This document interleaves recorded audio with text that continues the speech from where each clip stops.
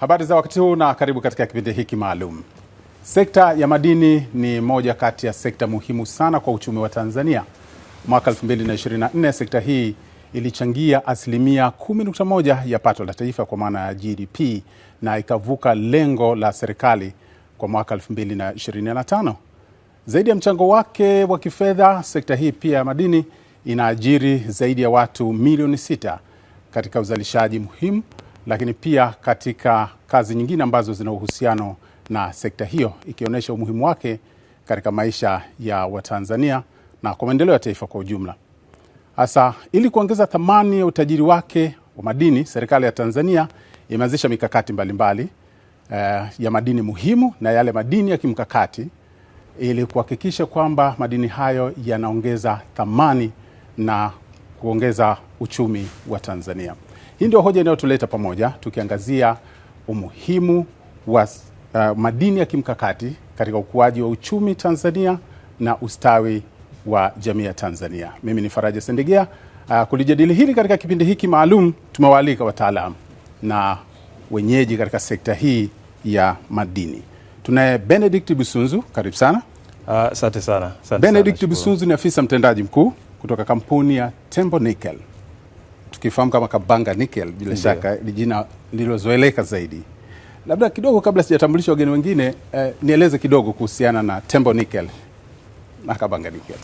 Asante sana na nashukuru kwa kutukaribisha kushiriki katika kipindi hichi muhimu ambacho kinaweza kufungua macho zaidi kwa watu kufahamu kuhusiana na haya madini muhimu na madini ya kimkakati hapa nchini.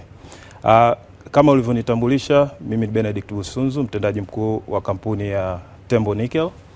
Tembo Nickel ni kampuni ambayo imepewa leseni ya uchimbaji mkubwa kwa ajili ya kuchimba madini ya nikeli katika eneo linaloitwa Kabanga ambalo liko katika wilaya ya Ngara, mkoa wa Kagera.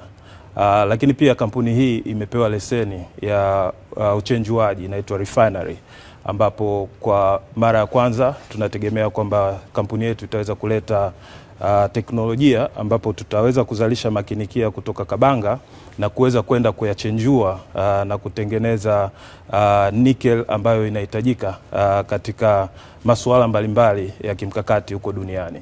Kwa hiyo kampuni yetu tutakuwa na uchimbaji wa nickel na kuprocess pale Kabanga, lakini vile vile tutasafirisha hiyo makinikia kwenda Kahama kwa ajili ya uchenjuaji na kutengeneza nickel ambayo tutaiuza duniani. Tutaifahamu zaidi nickel na faida zake kwa Tanzania. Lakini tunaye Humphrey Simba. Humphrey Simba ni mshauri katika sekta ya madini. Humphrey, karibu sana. Asante sana. Natamani kujua kazi yako hasa ni nini na nani anaifadika na kazi yako? Okay, asante sana ndugu mtangazaji, na shukuru kuwepo hapa jioni ya leo kwa ajili ya kuzungumzia hii sekta muhimu ya madini na hasa mjadala wenyewe wa madini ya kimkakati. Mimi ni mkurugenzi wa ASNL Advisory, ni washauri wa sekta ya kimadini. Wafaidika wetu wakubwa ni makampuni makubwa yanayowekeza hapa Tanzania ambayo yanahitaji kujua namna ya kuwekeza, maeneo ya kuwekeza na compliance kwenye masuala ya kisheria, hasa sheria hizi na kanuni hizi ambazo zimeanzishwa hivi karibuni za ushiriki wa Watanzania kwenye sekta ya madini. Lakini pia tunatoa ushauri katika mnyororo wa thamani, sio tu kwa makampuni makubwa kama Tembo Nickel, Faru Graphite na wengineo, lakini tunatoa pia kwenye mnyororo wa thamani wale wagavi na watoa huduma, makampuni ya Tanzania na nje ya nchi. Lakini pia tunafanya kazi na wadau wa sekta, serikali, wadau, mashirika maendeleo, nchi kadhaa ambazo zinafanya shughuli zake hapa Tanzania na mabalozi kwa ujumla. Asante. Nakushukuru sana Humphrey, tutafahamu zaidi uzoefu wako kwenye eneo la kushauri. Lakini pia tunaye Henry Joseph. Henry Joseph ni meneja mkuu wa Godmwanga James Limited. Hii ni kampuni ambayo inachimba na kuchakata graphite, right? Yes. Graphite. Karibu sana. Tuambie kidogo kuhusu kampuni hii. Nashukuru ndugu mwezeshaji. Na mimi pia kama wenzangu walivyosema, ninashukuru Azam TV kwa kutualika katika kipindi hichi maalum cha kujadili madini mkakati na namna ambavyo yanaweza kaisaidia nchi yetu. Kampuni ya Godmwanga James ni kampuni ya Kitanzania ambayo umiliki wake kwa 100% unamilikiwa na Watanzania. na kama ulivyosema tunajihusisha na uchimbaji na uchenjuaji wa madini ya graphite mpaka kufikia 97% ya ubora. Ukifika 97%, maana yake unashindana na migodi yote inayochimba graphite. Tunakuwa tuko kwenye level sawa, kwa sababu kwenye level tunayochakata madini hayo huwezi kufika zaidi ya 98. Kwa maana hiyo, ili uweze kufika zaidi ya 98 ni kazi ya mradi mwingine tena. Kwa hivyo kampuni ya Godimwanga Gems pamoja na kwamba ilishajihusisha na madini mengine, lakini sasa hivi imejikita kwa asilimia kubwa katika uchimbaji na uchenjuaji wa madini ya graphite yanayotambulika kama kinywe kwa Kiswahili. Tunayajua. Yalikuwa yanajulikana na wazee wa zamani, walitengenezea viungu na walikuwa wanatumia kwenye vitu vya kawaida, lakini imekuja kujulikana kwamba ni moja ya madini ambayo yanaenda kutoa nishati ambayo ni salama duniani, kwa maana ya kwamba kureplace mafuta ya petrol na diesel na kwenda kwenye magari ya kutumia umeme, kitu ambacho kinaenda kutupelekea sisi kuwa kama Waarabu. Maana mafuta haya yamewatajirisha nchi za Kiarabu, lakini sasa hivi tunaenda kutumia magari ya umeme. Unaweza kuona kuna Tesla, kuna BYD. Huwezi kuongelea vitu hivyo bila kuongelea graphite. Na tamani kujua ile final product ya graphite sasa ni kitu gani ambacho tunakiona? Ni mafuta, ni kitu gani? Graphite final product inakuwa katika hali ya poda. Ni vumbi jeusi. Vumbi kabisa jeusi, na ukilipima maabara ni madini yanayoitwa ni carbon. Ni imekaa kwenye kundi la madini, lakini pia ni kemikali. Kwa hivyo unavyochimba graphite lazima pia ujisajili na mkemia mkuu wa serikali. Kwa hivyo inakaa kama vumbi, na ndilo linaloenda kutumika kwenye haya magari ya umeme na kwenye kuchanganya na nickel na madini mengine ya kimkakati. Lakini huwezi kupata haya madini mengine, yanatumika kwa kiasi kidogo. Graphite inatumika zaidi ya 50% kuchanganya na hayo madini mengine kwa ratio ndogo ili kuweza kuitumia. Kwa tunapata nickel kidogo, graphite nyingi. Graphite nyingi zaidi ya 50%. Alafu tunapata kitu gani tukichanganya hizo? Mfano kama tunataka kutengeneza betri ya magari ya umeme ambayo inatambulika kwa jina la lithium battery. Lithium battery imebebwa na jina la lithium, lakini content ya hiyo battery ni zaidi ya 50% ni graphite. Ni habari mpya kabisa. Nakushukuru sana kwa kutusaidia kupata picha hiyo, na nitarudi kwako kufahamu zaidi. Lakini pia tunaungana na Hassan Simba Yahya, balozi mstaafu huyu. Anazungumza nasi kutoka pale Singida. Balozi, unatupata?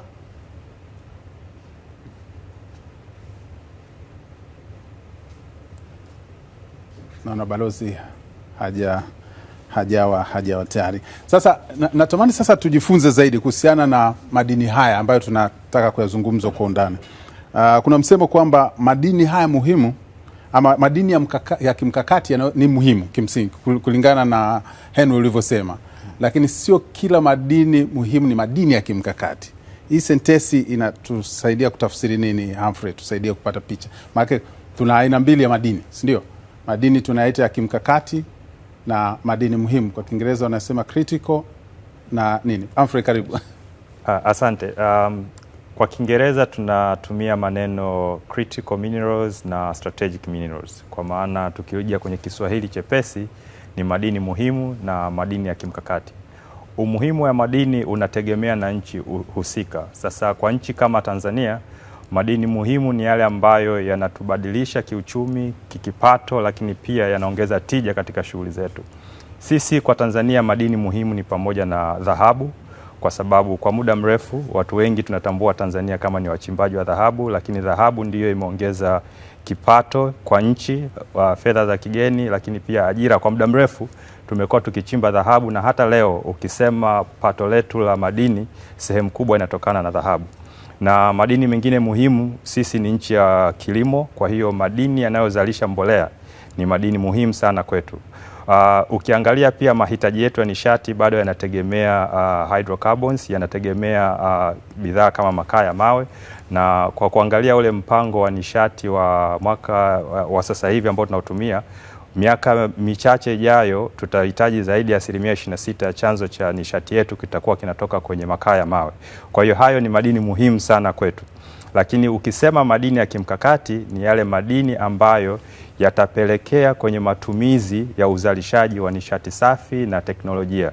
Ndiyo haya tunayosema critical minerals. Kwa hiyo tukizungumzia madini kama nickel, madini kama ya kinywe, graphite, cobalt na mengineyo ya jamii hiyo, haya ni madini muhimu sana kwa sababu kwa Kiingereza tunasema ni critical minerals ambayo yanapelekea kwenye energy transition na kwenda kwenye dunia ambayo inategemea nishati safi sana.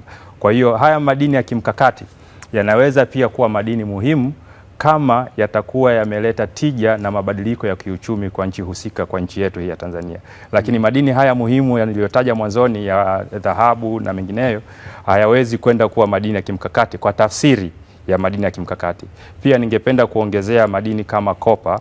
Kopa huwa inachanganywa kidogo kwenye madini ya kimkakati, lakini ni madini muhimu kwa sababu shaba ambayo ndio kopa ni muhimu sana kwenye uzalishaji wa bidhaa za umeme. Kwenye uzalishaji wa umeme huwezi kuzungumzia umeme bila kuzungumzia shaba. Kwa hiyo sisi kama nchi pia tuna baadhi ya maeneo ambayo yana shaba, kwa hiyo inaingia kwenye haya makundi ya madini muhimu. Kwa hiyo ndio tofauti wa madini muhimu na madini ya kimkakati. Bwana Benedict Bisunza, hebu tusaidie kuifahamu nickel katika kundi hilo la madini ya kimkakati. Na sio ni muhimu, sio ni muhimu na kimkakati. Ni katika hiyo sentence ulioongelea kwamba kuna madini ambayo ni both muhimu lakini ni ya kimkakati. Kwa nini ya kimkakati? Kwanza kabisa kama mwenzangu alivyokuwa amezungumzia kuhusiana na madini ya kinywe, madini ya nickel sio mageni. Ni madini ambayo yalikuwa yanatumika kwa muda mrefu. Na zaidi wengi walikuwa wafahamu, lakini bidhaa mbalimbali ambazo tunazitumia hata majikoni, kwa mfano kijiko au kisu kikiwa kimeandikwa stainless steel, ujue hicho kifaa kimewekewa madini ya nickel ili kisipate kutu. Kwa hiyo mojawapo ya kazi ambayo ilikuwa inatumika ni kwa ajili ya kuzuia vyuma visipate kutu. Kuna vile vyuma kuvifanya viwe vigumu, wanasema chuma cha pua, ili ukifanya kiwe kigumu kisivunjike kirahisi, basi unatumia hayo madini ya nikeli kuweza madini ya nikeli kuweza kukafanya hicho chuma kiwe kigumu. Sasa hivi karibuni ugunduzi umeletelezea kwamba sasa hivi madini ya nikeli yameonekana ni madini ambayo yanaweza kutumika katika zaidi kwenye utengenezaji wa betri za magari kama alivyoelezea mwenzangu hapo mwanzo. Lakini dunia ndiko inakoelekea. Dunia inaelekea kutoka katika gesi ya ukaa kwenda kwenye mazingira ambayo ni masafi. Sasa dunia kama inaelekea huko, ina maana kwamba na nchi kama Tanzania tunatakiwa kujiandaa kuweka mikakati, kwa sababu tunajua kwa vile tulizoea uchumi wetu wa kimadini ulikuwa kwenye dhahabu, basi dhahabu mpya itakayokuja ni kwenye madini haya, ambapo tunajua kabisa dunia ndiko na kuelekea. Kwa haya madini yanakuwa kimkakati kwa sababu ndio madini ambayo yanaenda wanasema naenda kuipower the world, kuenergize dunia kwa ajili ya dunia hiyo tunayoifuata. Kuipa dunia nishati katika hiyo dunia tunaifuata. Na ndio maana madini kama haya kinywe ya nickel, cobalt, maana pale Kabanga nayo tutakuwa na byproducts za cobalt pamoja na copper. Yote haya yanakuwa kwenye kundi hilo maalum kwa sababu yote yanahitajika katika dunia hiyo. Na tupo katika hatua gani za mradi? Maana nafahamu hatujajenga mtambo ile ya kuchenjua, sio?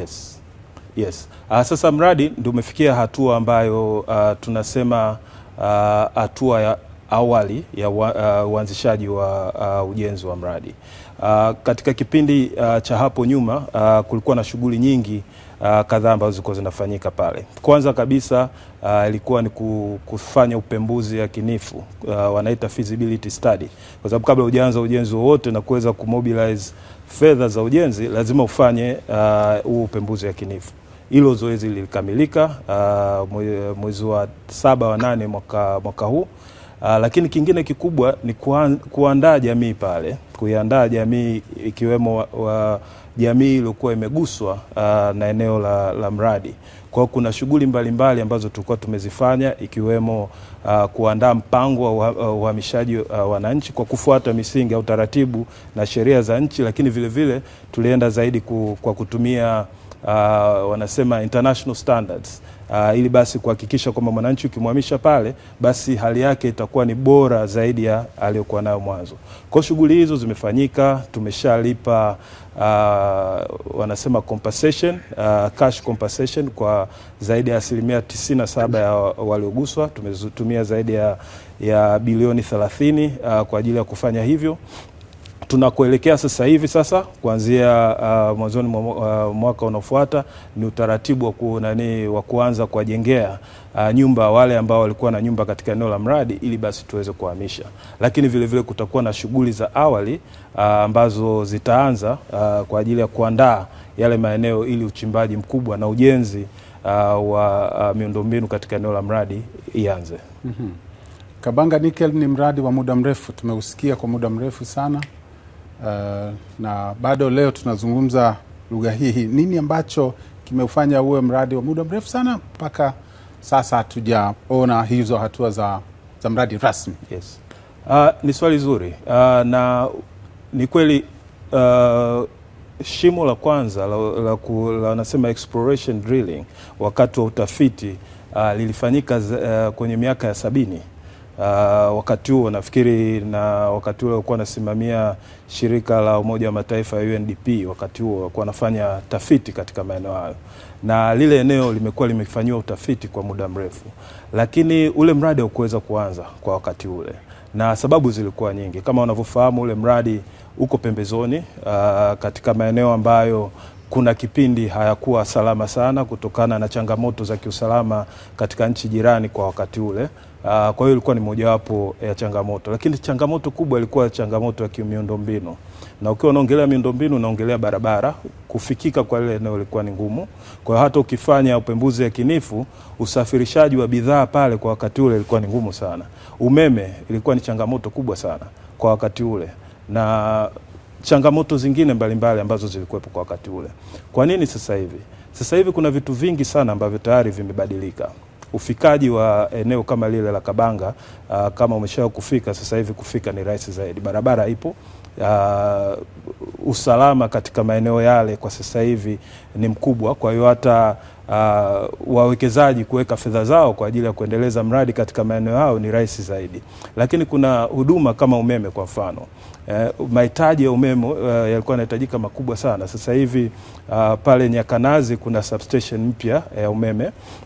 Tuna pale Rusumo kuna substation vile vile ambayo kuna umeme umewekwa pale, ambapo sasa hivi eneo lile sio changamoto kuhusiana na masuala ya umeme. Kwa hiyo anapunguza sana gharama ambayo mwanzoni ilikuwa inaonekana ni kubwa kuleta nishati, lakini kwa sasa hivi nishati ipo karibu. Kwa hiyo kuendeleza mradi ni rahisi zaidi. Kwa hiyo gharama zimepungua, na ndio maana anaufanya mradi uwe ni rahisi kuendelezwa ukichangia pamoja na vitu kadhaa ambavyo sasa hivi vimeongezeka. Nakushukuru sana. Naambiwa kwamba Balozi Hassan Simba yuko nasi sasa, ameungana nasi akizungumza nasi kutoka pale Singida.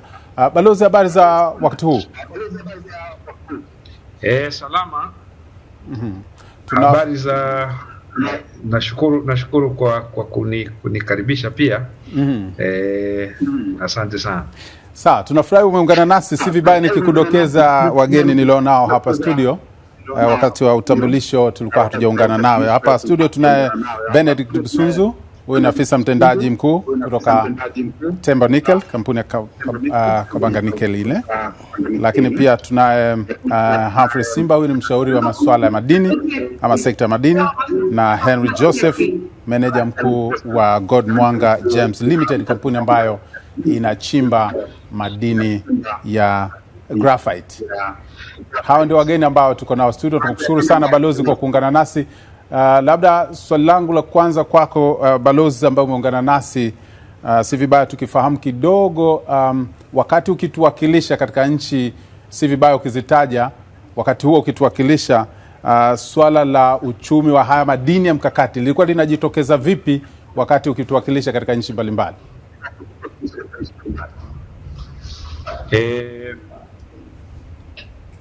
Mimi katika nchi mbalimbali ambazo nimekuwa nikifanyia kazi, nimefanya kazi nchi za magharibi,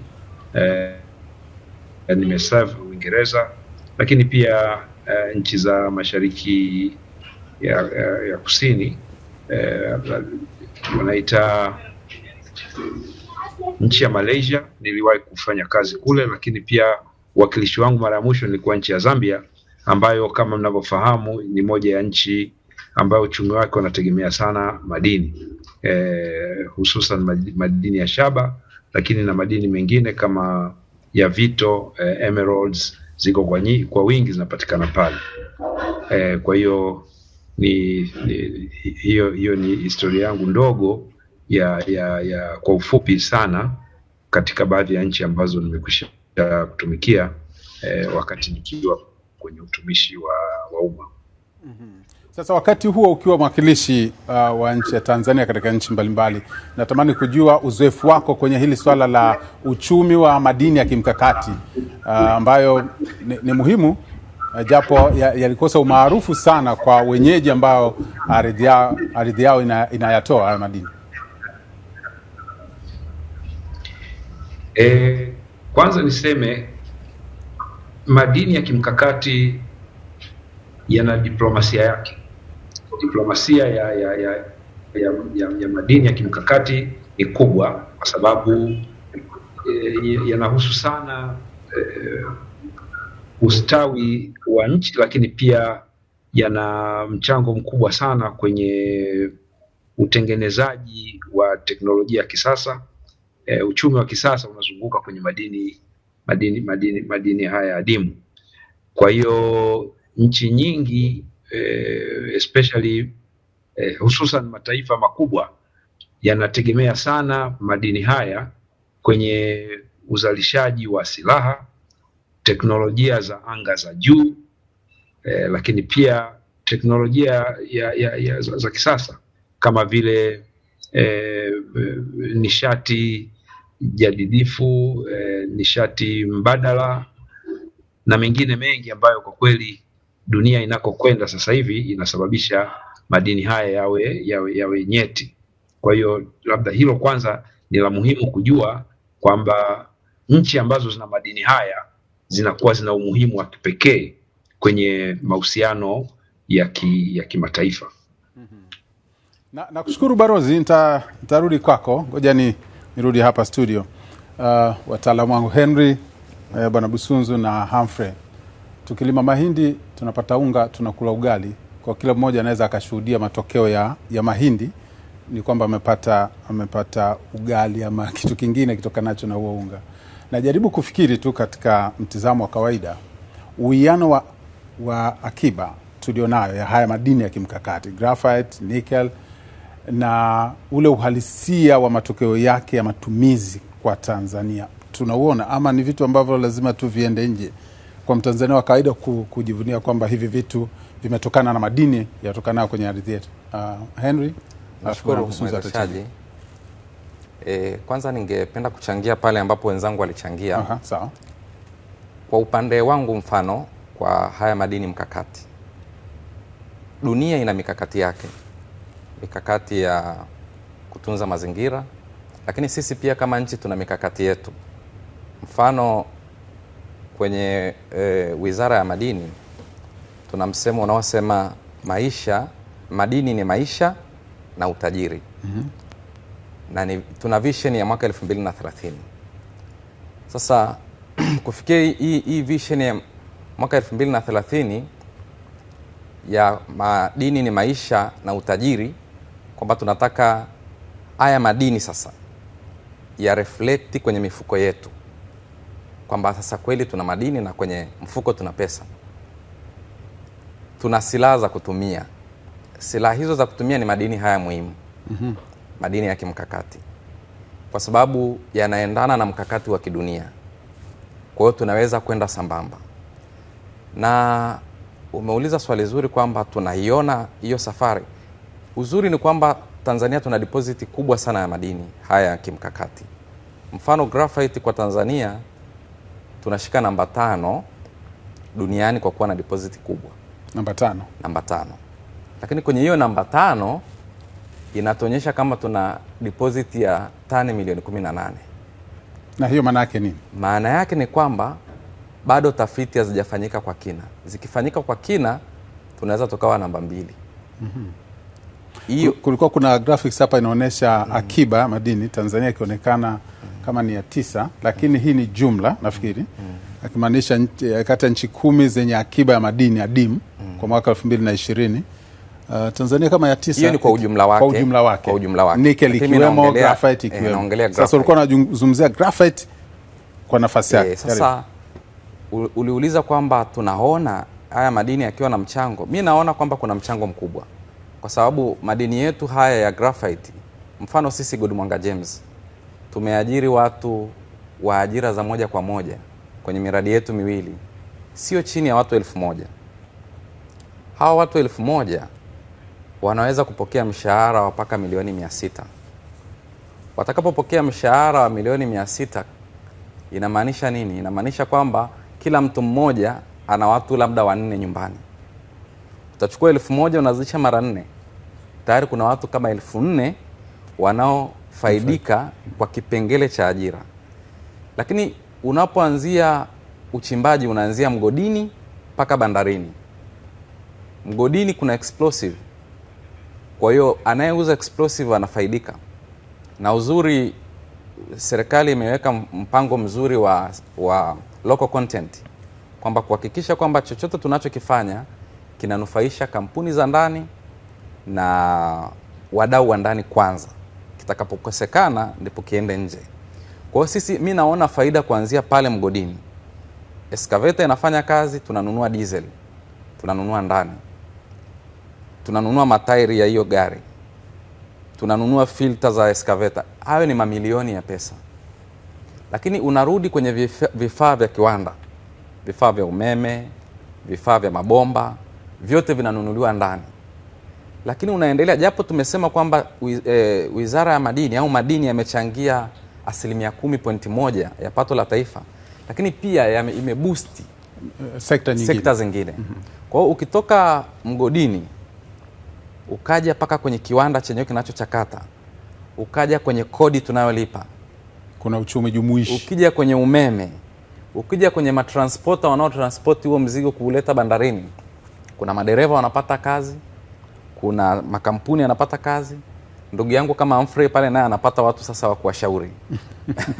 Kwa hiyo tunakuta kwamba huo mnyororo wa thamani unawagusa wananchi kwa asilimia kubwa sana. Na sisi tumeona, kama mimi mwenyewe nina ajira tayari, ambao pengine kama kuwepo na Good Mwanga, hata kama huwajui wengine, mimi tayari ni sample kwamba nina ajira. Kwa hiyo haya madini mkakati yanatija sana na yanasaidia nchi. Unaona kwamba Wizara ya Madini imekuwa ikiongeza mchango wake kwenye pato la taifa kwa kasi sana. Madini mkakati nayo yapo. Asante. Ningeomba na mimi nichangie kama utaniruhusu. Sawa, karibu. Kuna jambo aliligusia mwanzoni, na aliligusia namna ambavyo, mfano tu wa namna ambavyo haya madini ya kimkakati yanavyohitajika kwenye betri ya gari. Akatolea mfano wa lithium, wanaita lithium ion battery, ambayo ni kweli kwenye betri ya kawaida. Nafikiri kama mnakumbuka, ukiwa mtoto mdogo ukichezea ile betri, ukivunja unakuta kama kuna unga mweusi ule, kuna kitu kama kikalamu mle ndani, kama kikalamu. Yale ni madini ya kinywe. Na kwenye betri yoyote, kama unakumbuka kemia, kuna upande unaitwa anode na kuna upande unaitwa cathode. Anode ndo ule upande ambapo ndo madini ya kinywe ya graphite yanapokaa. Ni madini ya graphite peke yake, na ndo maana yanachukua asilimia kubwa. Na cathode ndo yale madini sasa ambayo yana characteristics za kuhifadhi nishati, ambapo kuna katika cathode madini makubwa mengi ni nickel, kuna cobalt, kuna lithium hiyo iliyotamkwa, na baadhi ya madini ambayo yanapatikana kwenye rare earth elements. Alafu kuna copper. Copper mara nyingi kwenye wiring zote zinazohitajika, kitu chochote kinachohusiana na umeme kitahitaji copper kwa sababu utahitaji cables. Kwa nini imetamka? Madini yote niliyokuwa nayatamka yanapatikana Tanzania. Kwamba unaongelea graphite ipo Tanzania, unaongelea nickel, cobalt, copper tunayo pale Kabanga, lithium ipo pale Dodoma, nafikiri kama sijakosea. Kama tunaweza kuzalisha haya madini na sheria ya nchi pamoja na ambavyo kama hivi tumetolea mfano, wenzetu hao wa Kinywe wanaongeza thamani hapa nchini. Nickel, cobalt na copper, na sisi tutaongeza thamani tutakapokamilisha mradi wetu, tutaongeza thamani hapa nchini. Sasa tuko tunaongelea ile dira ya mwaka 2050. Mkakati wetu kama nchi, nafikiri tunatakiwa kutoka sasa katika ile fikra ya sio tu kuongeza thamani ya madini pekee, lakini tuende kuongelea katika uzalishaji sasa wa hizo bidhaa. Kama madini yote 90% au 95% zinapatikana nchini na tunaweza tukazalisha katika kiwango kinachohitajika, kitu gani kitatuzuia kuvutia wawekezaji wa kutengeneza betri za magari?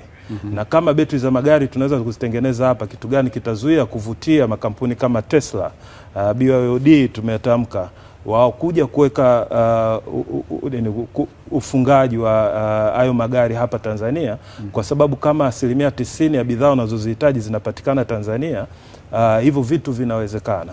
Kwa nafahamu kuna mpango mkakati viko kwenye dira ya 2050 na madini haya ndiyo yanaweza kusaidia kufika katika hiyo picha kubwa ya na ndio hoja ambayo ilikuwa inakuja wewe umeni preempt kidogo kwamba uchimbaji na uzalishaji wa madini ni jambo moja, lakini madini yanatuzalishia nini, hilo ni jambo lingine ambalo nafikiri ni muhimu zaidi ya Humphrey, sio? Yes, nataka nisikie sasa ushauri wako kabla hatujafika hapo. Na mimi nataka niongezee nachotaka kuongezea. Tumetoa tafsiri ya madini ya kimkakati na madini muhimu, sawa, lakini tumetaja madini mawili tu sana, nickel na Kinywe, kwa sababu ndio wageni tulionao, lakini utatuambia zaidi. Nataka nitoe picha pana. Tunapozungumzia madini haya ya kimkakati tulionayo kwa haraka ambayo tayari yameshafanywa utafiti na kuonekana yako tayari kwa kuendelezwa, tuna madini haya ya graphite, yani madini ya Kinywe. Kwa bahati nzuri mchimbaji ambaye tayari anaendeleza uchimbaji na anachakata na kusafirisha ni Mtanzania, Godmwanga, ambao mgodi uko pale Tanga. Huyu tayari anafanya na tunaona matokeo. Na tukizungumzia Tanzania kama wazalishaji wakubwa wa madini ya Kinywe, tunazungumzia Godmwanga. Lakini tuna migodi mingine ambayo iko tayari kwa kuanza uchimbaji. Kuna migodi mikubwa miwili pale Mahenge, mgodi wa Faru Graphite na mgodi wa Ecograph ambao iko karibu. Lakini kwa upande wa wenzetu wa Lindi na Mtwara, kuna kiasi kikubwa sana cha graphite na baadhi ya makampuni ambayo yako tayari kwa kuendeleza. Na tukirudi kwenye madini mengine ni madini ya nickel, ambayo tuko na Tembo Nickel ambayo ni kampuni tanzu kati ya serikali ya Jamhuri ya Muungano wa Tanzania na kampuni ya Lifezone, zinakutana pale, tutaweza kutoa details baadaye. Lakini pia pembeni yake kuna mradi mwingine wa nickel. Ila kuna hilo ambalo umeliweka katikati hapo, umesema REE, rare earth elements. Haya ni madini ambayo tayari tuna kiwango cha dunia kule Nguala, Songwe, mkoani Songwe. Kuna mradi ambao uko tayari na uko chini ya serikali ya Jamhuri ya Muungano wa Tanzania na kampuni ambao hivi karibuni imechukua inaitwa Shenge. Kwa ujumla wanaunda kampuni inaitwa Mamba Minerals. Sasa tayari tuna madini makubwa haya matatu, nickel, graphite na hizi rare earth elements.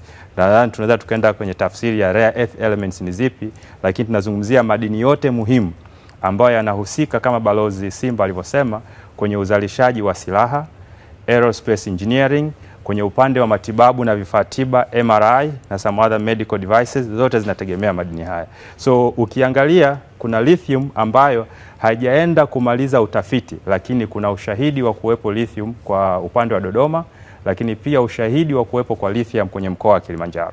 Pia kuna madini mengine ya nickel, lithium, haya ya kimkakati ambayo yametapakaa nchi nzima. Ila ni kwa kiwango gani, kujibu swali lako, itategemea kufanyika utafiti, yani exploration drilling, ili uweze kutambua kwa sababu na kusema kwamba kwa kiwango hiki ndicho tulicho nacho, ila kwa sasa tukizungumzia madini yaliyoko Tanzania ni kutokana na utafiti ambao tayari umeshafanyika. Nakushukuru kwa kutupa hiyo picha. Ngoja tuende kwa balozi. Bila shaka balozi, unatusikia na tamani kusikia kutoka kwako, ikiwa madini haya ya kimkakati ni muhimu kiasi hiki na upatikanaji wake Tanzania ni mkubwa kama wanavyosema hawa wataalamu, nini kikifanyika tunaweza kuwa na uwekezaji mkubwa ambao utatafsiri matokeo ya rasilimali hiyo kwa Watanzania? Kwa sababu inaonekana tuna export, tunapeleka nje ili dunia ipate nishati, lakini si vitu vyote vinazalishwa kwetu ambako madini yanatokea. Nini tukifanya tunaweza tukawaleta wakina Tesla na makampuni mengine makubwa kuwekeza hapa ili Watanzania waone faida ya kuwa na rasilimali hiyo? Asante mtangazaji. Kwanza kabisa niseme na mimi ningependa kuongeza madini mengine mawili ambayo hayakutajwa moja kwa moja ya kimkakati, ingawaje tunaangalia haraka. Urani ni miongoni mwa madini mengine yana umuhimu mkubwa sana, na hivi karibuni tumeanza kujihusisha nayo. Jingine ambalo pia ni muhimu sana, hatuliangalii kwa sababu pengine sio rare earth element, lakini ni dhahabu.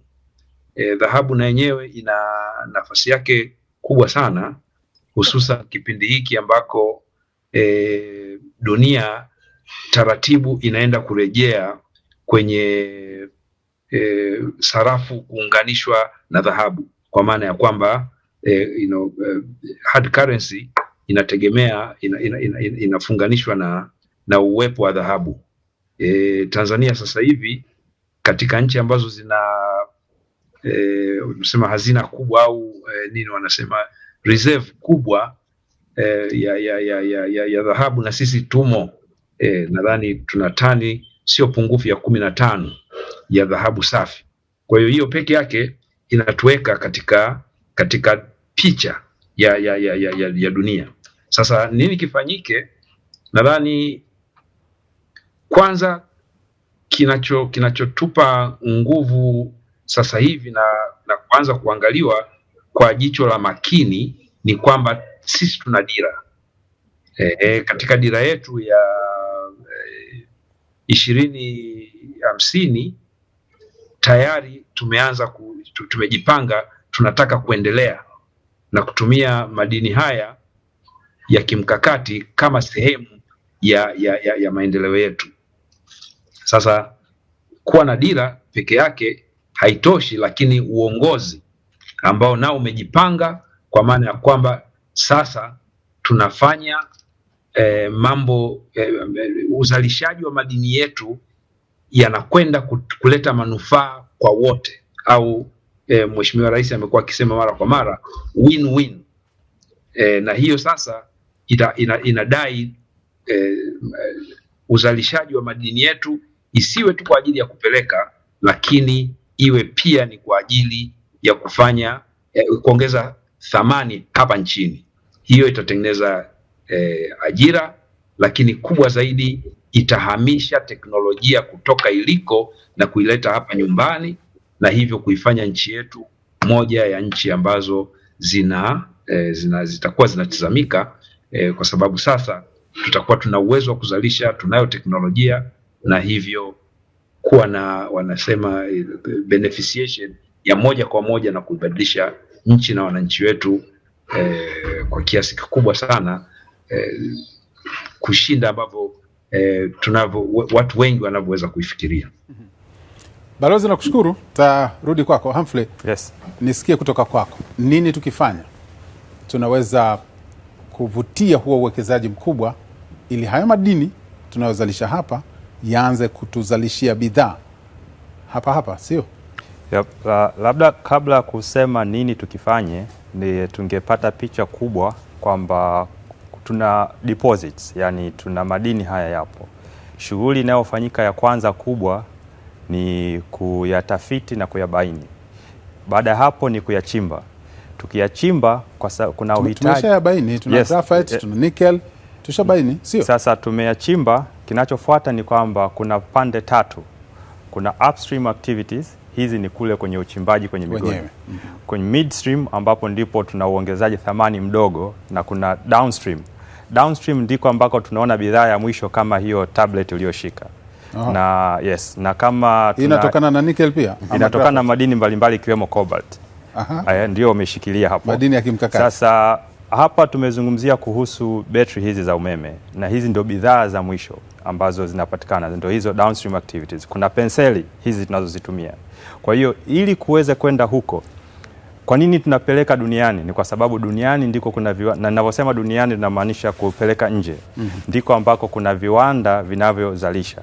Sasa hivi viwanda vinajengwa kutokana na uhitaji na vile namna ambavyo vinalindwa.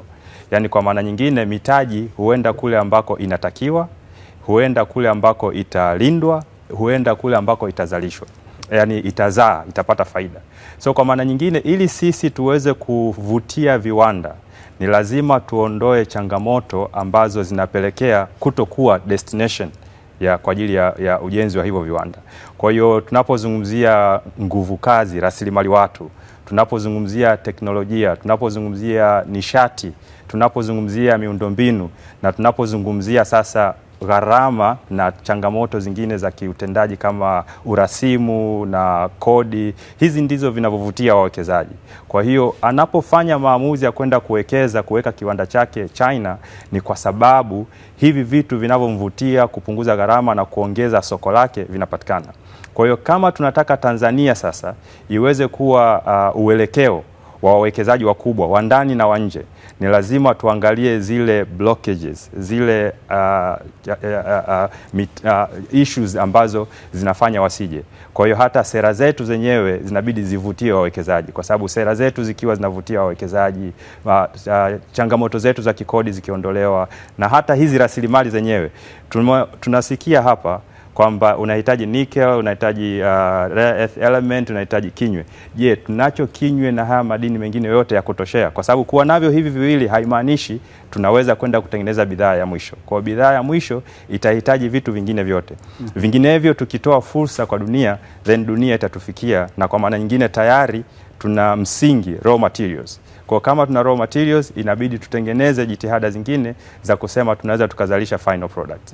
Na huko ndiko uchumi uliko, kwenye kuzalisha. Na ukiangalia tayari tumetengeneza hizi kanuni za ushirikishwaji, ambazo kama tungezungumzia vizuri, kanuni za ushirikishwaji wa Tanzania, yani local content, zinaangalia manunuzi, procurement, ambako ndiko sehemu kubwa ya shughuli za makampuni, zinaangalia ajira ambako tayari tunaziona, lakini kingine kikubwa zaidi ni value addition in country, yani uongezaji thamani hapa. Na ndipo hapo kwenye fedha, kwa sababu thamani ya madini inaongezeka kwa zao lake la mwisho. Kwa kama tutaweza kucapitalize na kuangalia kwamba dunia ikavutika kuja kuanzisha viwanda hapa, basi tutakuwa tumetengeneza fedha nyingi zaidi.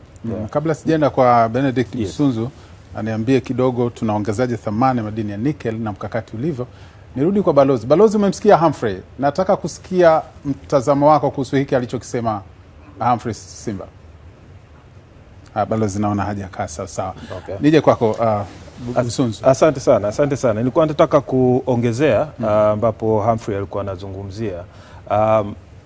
Kwa Tanzania tumeanza vizuri. Kwanza tuna mpango, tuna dira ya mwaka 2050 ambayo inaelezea haya yote, kuanzia uongezaji wa thamani, lakini vivyo kuchochea uchumi kupitia viwanda mbalimbali ambavyo vinaweza kuzalisha downstream, kama ambavyo amegusia hapo Humphrey. Lakini vile vile wizara yetu imeenda mbali. Kuna sheria ilibadilika ambapo sasa hivi imempa mamlaka waziri kuweza kutambua au kuelezea madini hasa yapi ambayo yatatambulika kama strategic minerals, madini ya kimkakati. Sasa kitu gani kifanyike? Humphrey amegusia changamoto ziondolewe, lakini mimi nataka kusisitizia kwamba changamoto ziondolewe, lakini serikali iweze kufanya kitu kwa uharaka kidogo, ili basi tuweze kukimbizana na muda. Changamoto ziondolewe. changamoto nikimaanisha kwamba vitu ambavyo vinachelewesha urasimu. Na kama urasimu sio dhambi, lakini si dhambi, lakini zinachelewesha. Ukizidi sana labda. Exactly. Zinachelewesha. Kuna maeneo ambapo tunachelewesha kuweza kuipata miradi iweze kuanza kwa nani. Lakini pale ambapo tunakuta mipango yetu haiendani na sheria zilizopo kwa wakati huu, basi utaratibu wa kuweza kurekebisha hizo sheria ili zichochee uwekezaji katika maeneo ni muhimu. Kwa nini nasema uharaka? Watu wengi hawafahamu kwamba madini haya mengi ya kimkakati, mengi ni madini ambayo yanaweza kuwa recyclable, kurejelezwa ama? Yes, unaweza ukishachimba kwa mfano kama madini ya nickel, ukayaingiza kwenye betri ya magari. Betri ile ikatumika baada ya muda fulani, unaweza ukarudisha ile betri kama imekufa kiwandani na yale madini yakatumika tena. Maana yangu ni nini? Leo hii tunaweza tukawa tunaongelea baadhi ya madini kwamba ni ya kimkakati kwa wakati huu kwa sababu dunia inahitaji haya madini kwa wingi. Lakini itafika wakati kama yatakuwa yamechimbwa sana kwa wingi, watu wataenda kuwekeza katika kurejeleza. Kwa hiyo sasa kama utakuwa bado hujaweza kwenda na muda na kuweza kuyachimba, ina maana kwamba wakati huo utaanza kwenda kushindana na wale ambao tayari ameshazalishwa kwa wingi, wanarudia wanafanya recycling wakati wao unapambana kuchimba. Yes, sasa na wakati huo utakuwa umeshachelewa. Kwa hiyo lazima tufanye jitihada za mahususi kufungua, kuweka mazingira sahihi, na serikali inajitahidi sana. Tunazungumza, tunatoa ushauri vile vile kama makampuni, maeneo ambayo tunaomba yaangaliwe na kupitia wizara wameshaanza kuyasikia na kuyafanyia kazi. Henry, nisikie kutoka kwako, kitu gani kikifanyika, na wewe utatupa uzoefu wa Godmwanga kwenyewe ambako mnachimba na kuchakata. Nini kikifanyika tutavutia uwekezaji wa viwanda vya kuzalisha bidhaa hapa nchini moja kwa moja badala ya kuexport? Nashukuru sana. Nilikuwa nasubiri ile swali kwa hamu. Ndugu yangu Benedict amesema vizuri kwamba kwenye nickel kuna hiyo kufanya recycle. Nashukuru Mungu kwenye graphite haiwezekani. Mimi siko kwenye hiyo changamoto. Graphite ikitumika imeisha. Kama umetumia kilo moja, imeondoka. Lazima urudi mgodini kwangu kuchukua tena. Huwezi kufanya recycle. Hiyo ni advantage kwa upande wetu. Kuna swali ambalo ulikuwa ukiuliza sana kwamba tunapata nini mwisho? Kama tunapika, tunalima mahindi, tunakula, tunaona. Haya madini yanatupa nini mwisho? Sasa labda niweke uwazi. Kuna kitu ambacho huwa kinasemwa na tunakipenda, lakini kuna wakati sio sahihi. Mfano, tukisema kwamba tusisafirishe ya madini, tutengeneze bidhaa hapa nchini. Kuna wakati ni sahihi na kuna wakati sio sahihi. Mfano, kwenye graphite, unapoipeleka graphite ikafika 97%, inakuwa kama unga. Unga unaweza ukapika uji, au unaweza ukapika ugali, au unaweza ukaosha viatu ukaweka, wanaweka watu wa shoshaini kama ulishaikuona. Sasa 97% ni final product. Kwa maana ya kwamba kuna mtu anaichukua hiyo 97%, anaitumia hivyo hivyo. Na kulifafanua hili, labda niseme matumizi yake. Graphite ni 10% tu inatumika katika battery. Lakini 10% kubwa ya graphite haitumiki katika battery. 41% ya matumizi ya graphite ni refractories, vizuia joto. Unapoenda kwenye viwanda kama vya nondo, ile pale mahali wanapoyeyusha ule uji wa nondo, vile vyuma, panahitaji joto kama la joto 1600 ili uweze kuyeyusha chuma. Joto ni kali sana. Graphite ndio inaweza kuhimili joto hilo. Kwa sababu kama una joto la 1600, hicho kinachoshika hilo joto, huo uji wa chuma, kinatakiwa kiwe graphite. Kwa sababu melting temperature yake ni 3600. Yaani kwa maana kwamba sasa kijiko cha kuchota uji wa chuma ule ukolea ule mwekundu ni graphite. Kikiwa chuma kitayeyuka pia. Kwa graphite inaweza kuhimili. Kwa matumizi makubwa ni kwenye vitu vya joto, vizuia joto.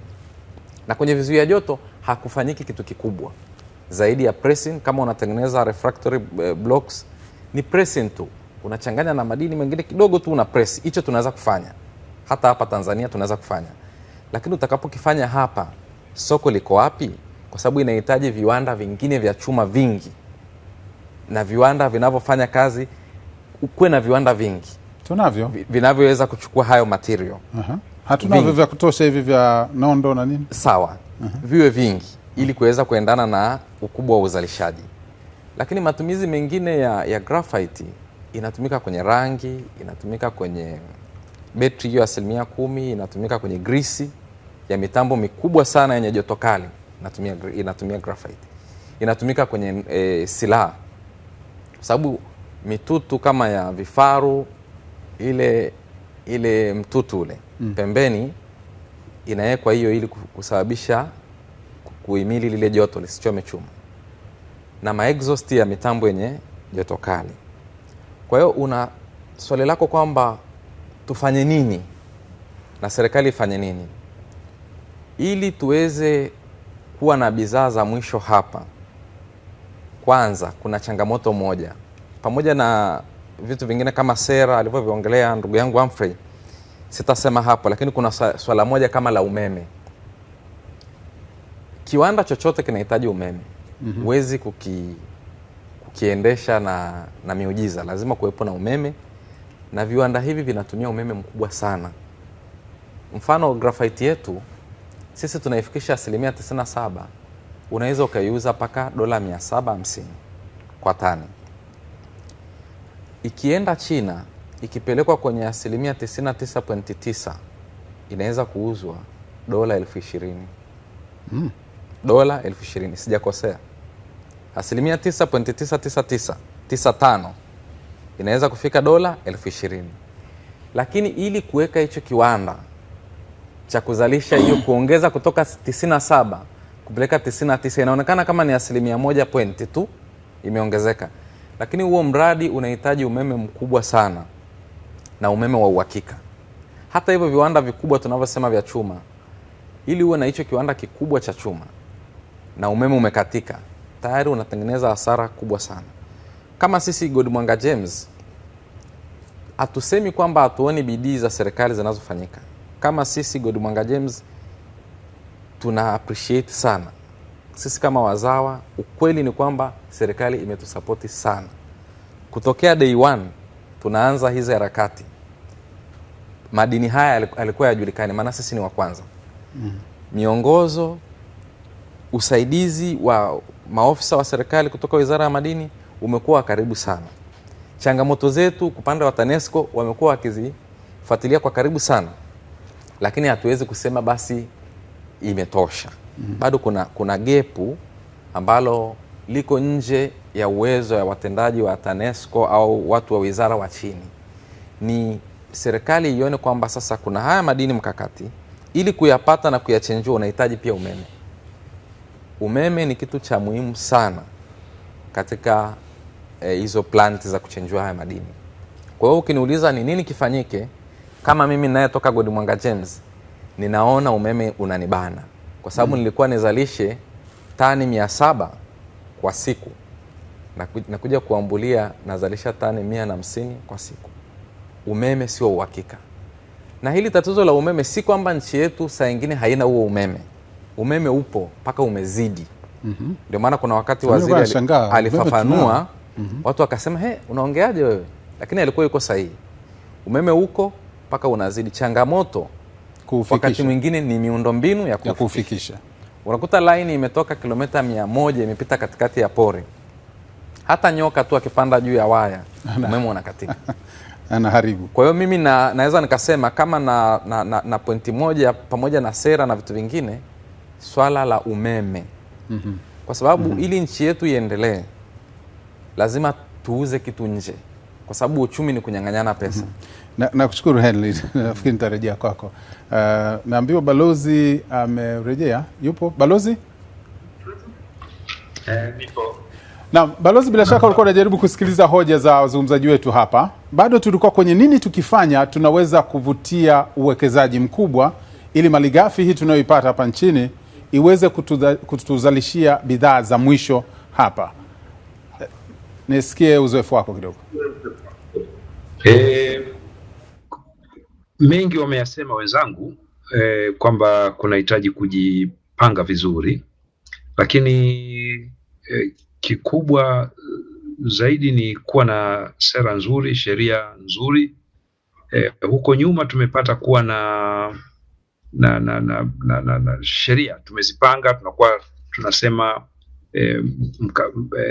sera ni hivi, sheria ni hii, lakini pia tumekuwa tunabadilisha mara kwa mara sheria. Sasa wawekezaji mara nyingi wanapenda mazingira yenye kueleweka au stable environment ambayo ni predictable. Kwa hiyo hilo nalo ni muhimu sana. Mara kwa mara tumekuwa tunabadilisha taratibu zetu katikati ya safari. Wanasema usibadilishe farasi ukiwa katikati ya mto, unaweza gari lako linaweza kwenda au farasi wakapotea.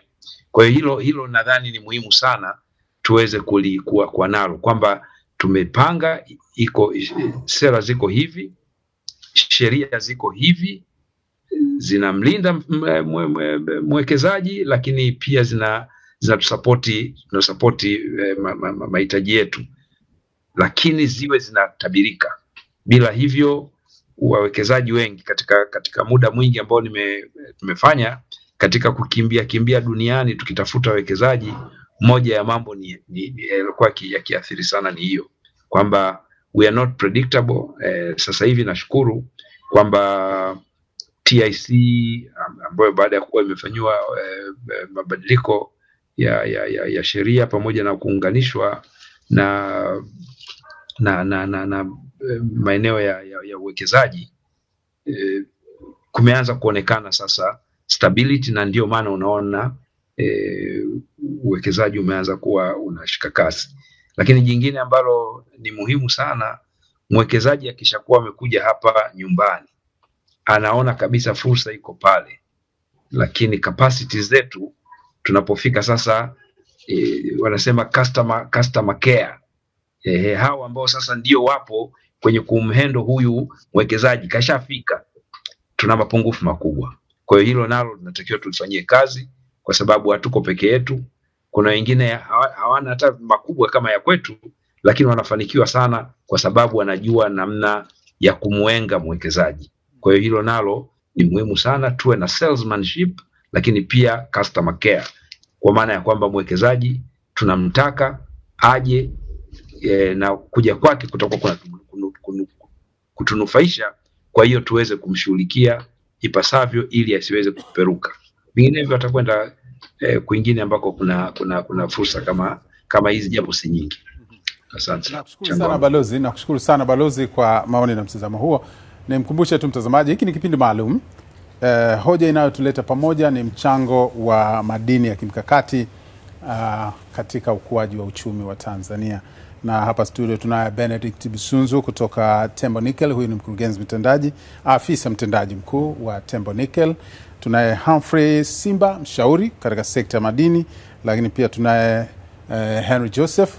Huyu ni mwekezaji mzawa katika kampuni ya uchimbaji na uchenjuaji wa madini ya graphite, lakini pia tunaye Balozi Hassan Simba Yahya akizungumza nasi kutoka pale Singida. Na pia unaweza kushiriki nasi, nambari ya simu inapita hapo katika screen. Unaweza kututumia maoni na ushauri ama maswali, na tutayapitia hapo baadaye. Ni kushukuru sana kwa nasi. Tutakwenda mapumziko mafupi. Mimi ni Faraja Sendegea.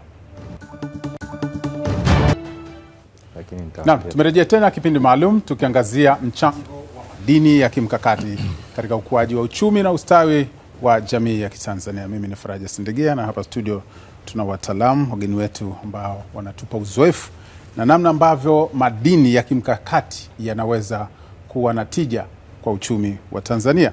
Benedict Bisunzu kutoka Tembo Nickel, Henry Joseph kutoka God Mwanga, lakini pia tunaye Humphrey Simba, mshauri wa masuala ama sekta ya madini, na tunaye pia Balozi Hassan Simba ya haya akizungumza nasi kutoka pale Singida.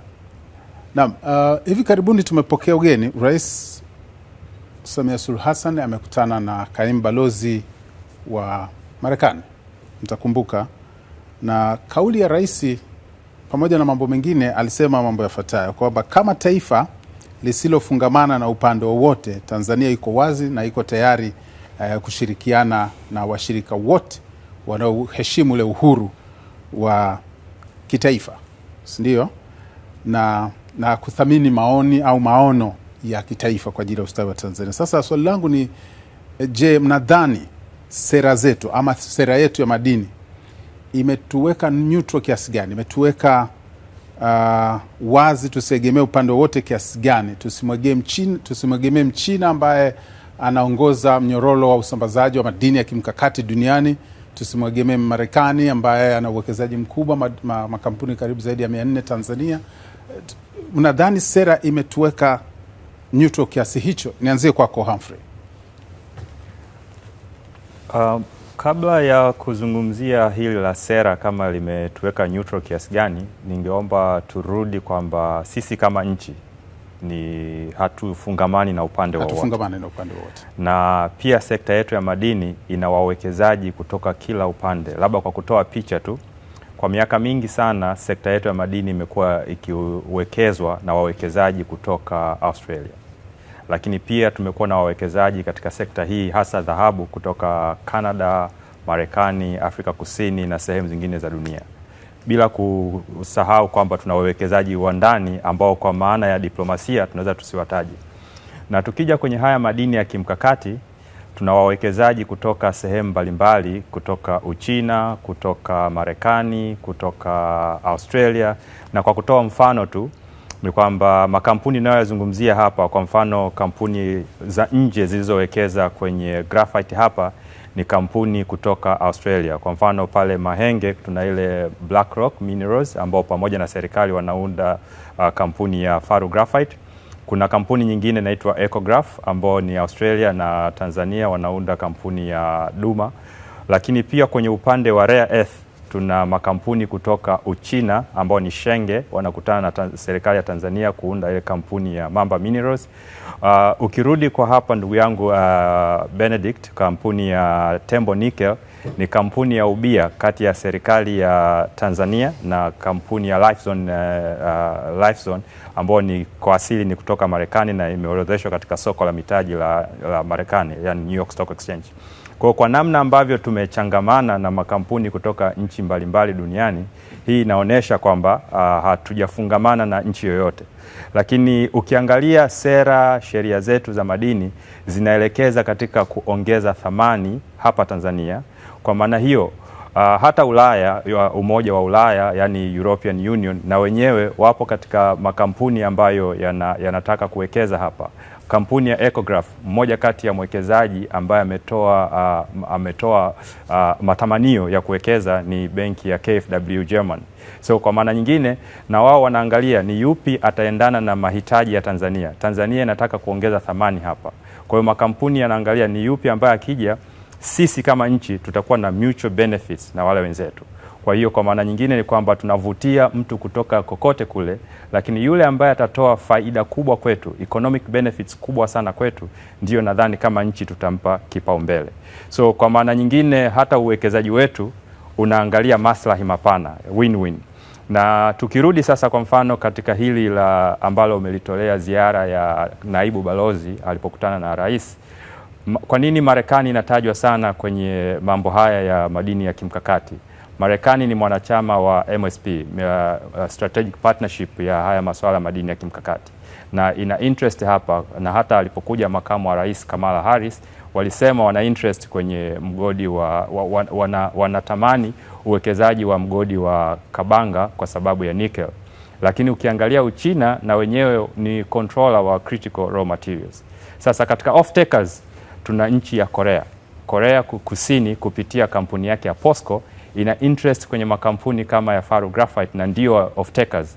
So hii inatoa picha kwamba tuna nchi nyingi sana zipo, japo tunaweza tukaisikia moja moja kwa wakati mwingine. Na ningependa kutoa picha nyingine muhimu sana kwenye diplomasia ya haya madini ya kimkakati, ambayo ni nje ya madini lakini ni kwenye miundombinu. Ukiangalia kwenye kuangalia hii critical raw materials movement yake ni kupitia reli. Marekani wamewekeza sana kwenye reli ile ya Atlantic, yani Lobito Corridor inayotokea Rwanda kuja Kongo mpaka Zambia. Lakini Uchina imewekeza kwenye Tazara, na hivi karibuni tumeona wakisaini mkataba ule wa kufufua Tazara. Maana yake ni nini? Ukiacha tu kwenye uchimbaji wenyewe, wakubwa hawa wanawekeza pia hata kwenye miundombinu. Na katika hii miundombinu sisi tumeshiriki upande ule wa Lobito, na sasa hivi ni sehemu ya mjadala wa Lobito. Lakini kwa upande huu wa mashariki sisi tunashiriki kwenye Tazara. So kwa maana nyingine tupo katika diplomasia yenyewe ya madini, lakini tupo pia katika eneo muhimu la miundombinu. Lakini mwisho wa siku tunaangalia yule ambaye atatoa faida, mutual benefit, na kulinda uhuru na nafasi yetu kama nchi. Bwana Busunzu, unaliona hilo pia? Yes, na nilikuwa naomba kuongezea, ameongea vizuri sana mwenzangu Humphrey, na mimi nitataka kuliangalia katika maeneo mawili. Eneo la kwanza, katika miaka yangu karibia 20 ambayo nimefanya kazi katika hii industry ya mining, nimebahatika kuona evolution unasema ya sheria na sera katika kipindi kirefu zaidi. Mabadiliko makubwa tuliyaona mwaka 2010 ya sheria ya madini, ambayo tuliona yalibadilisha kwa kiasi kikubwa katika namna ambavyo uendeshaji wa madini, hiyo industry ya madini yafanyika. Lakini mwaka 2017 kulitokea mabadiliko makubwa sana. Sheria ya mwaka 2017 ndio ililetelezea vitu ambavyo sasa hivi tunaviona, ikiwemo uongezaji wa thamani ndani ya nchi, kwa hiyo kuchochea uongezaji wa thamani ili wananchi waweze kunufaika moja kwa moja. Lakini na swala lingine ambalo liliongezeka ni swala la local content, watu wazawa kushiriki moja kwa moja katika miradi. Nimeangalia katika hiyo engo kwa sababu wakati wote tukiwa tunaangalia nje lazima tuangalie kwanza ndani.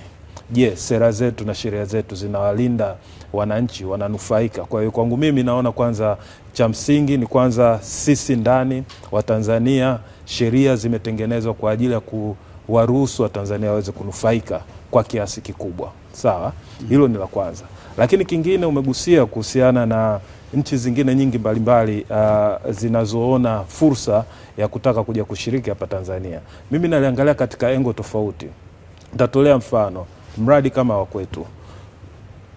wa kwetu kuweza kupata interest kutoka mataifa makubwa mbalimbali, inaonyesha ni kwa aina gani kwamba deposit au thamani ya miradi yetu ni kwa namna gani ilivyo kubwa. Sasa kwetu sisi hiyo kama mradi au kama nchi ni advantage kubwa, kwamba inaonyesha kwamba tuna miradi ambayo ina thamani kubwa, ambayo kweli inaweza kusaidia katika kuendesha shughuli mbalimbali huko duniani, na sisi inatuweka katika nafasi nzuri zaidi ya kuweza kupata wanasema a good deal kutokana na uthamani wa miradi yetu. Miradi yetu inauzika. Tusingekuwa na miradi inauzika, labda hata hayo hizo nchi kubwa zisingeweza kusogea karibu na kujaribu kuangalia kama wanaweza kushiriki katika hilo. Tanzania hatufungamani na upande wowote, lakini hoja yako ni kwamba pamoja na kuwa hatufungamani na upande wowote, lakini Watanzania kwanza, sera zinazotoa favor kwa Watanzania, local content, sio? Sasa tunaruhusu watazamaji wetu kutuma maoni. Hebu nichukue maoni kidogo ya Deogratis kwa sababu ameleta hoja ambayo unamaliza kuizungumza hapa. Anasema anaitwa Deogratis Luko. Anasema yeye anawaza sana na bado hapati majibu, na ajiuliza tumlilie Mungu kwa lipi jingine. Na yeye anasema bado sioni dhamira ya kweli ya nchi kuwanufaisha wa Tanzania. Tuna madini mengi lakini bado umaskini uko pale pale. Hiyo ndio hoja yako. Nataka kusema kitu kwenye hii hoja kidogo. Henry? Mimi kabla sijarudi hapo, kuna ile swala kwa tunaongea kauli ya Mheshimiwa Rais kwamba Tanzania haifungamani na upande wowote. Yeah. Mimi naunga mkono kabisa, na ni jambo zuri kwa sababu inatupa mwanya wa kufanya biashara na watu wote. Na labda nitoe mfano huu. Kama mtu individual person, unapaswa kuwa na mtu kama rafiki aliyekuzidi, mnaolingana, na aliyeko chini yako. Aliyekuzidi atakuinspire umfikie. Mliolingana mtashindana, atakupa changamoto. Aliyeko chini yako utamnyanyua. Sasa pia kama nchi tunapokuwa tunafanya biashara, tunaweza tukafanya biashara na Marekani, ni wakubwa. Tunaweza tukafanya biashara na Wachina, tunaweza kufanya biashara na nchi zingine ndogo ndogo, na kuna faida ya hayo. Kwa sababu pia sisi ni taifa linalokuwa. Kuna mataifa ambayo hayasikiki sana. Mfano kama taifa kama Iran. Mimi nimetoka huko juzi. Biashara ni win-win situation.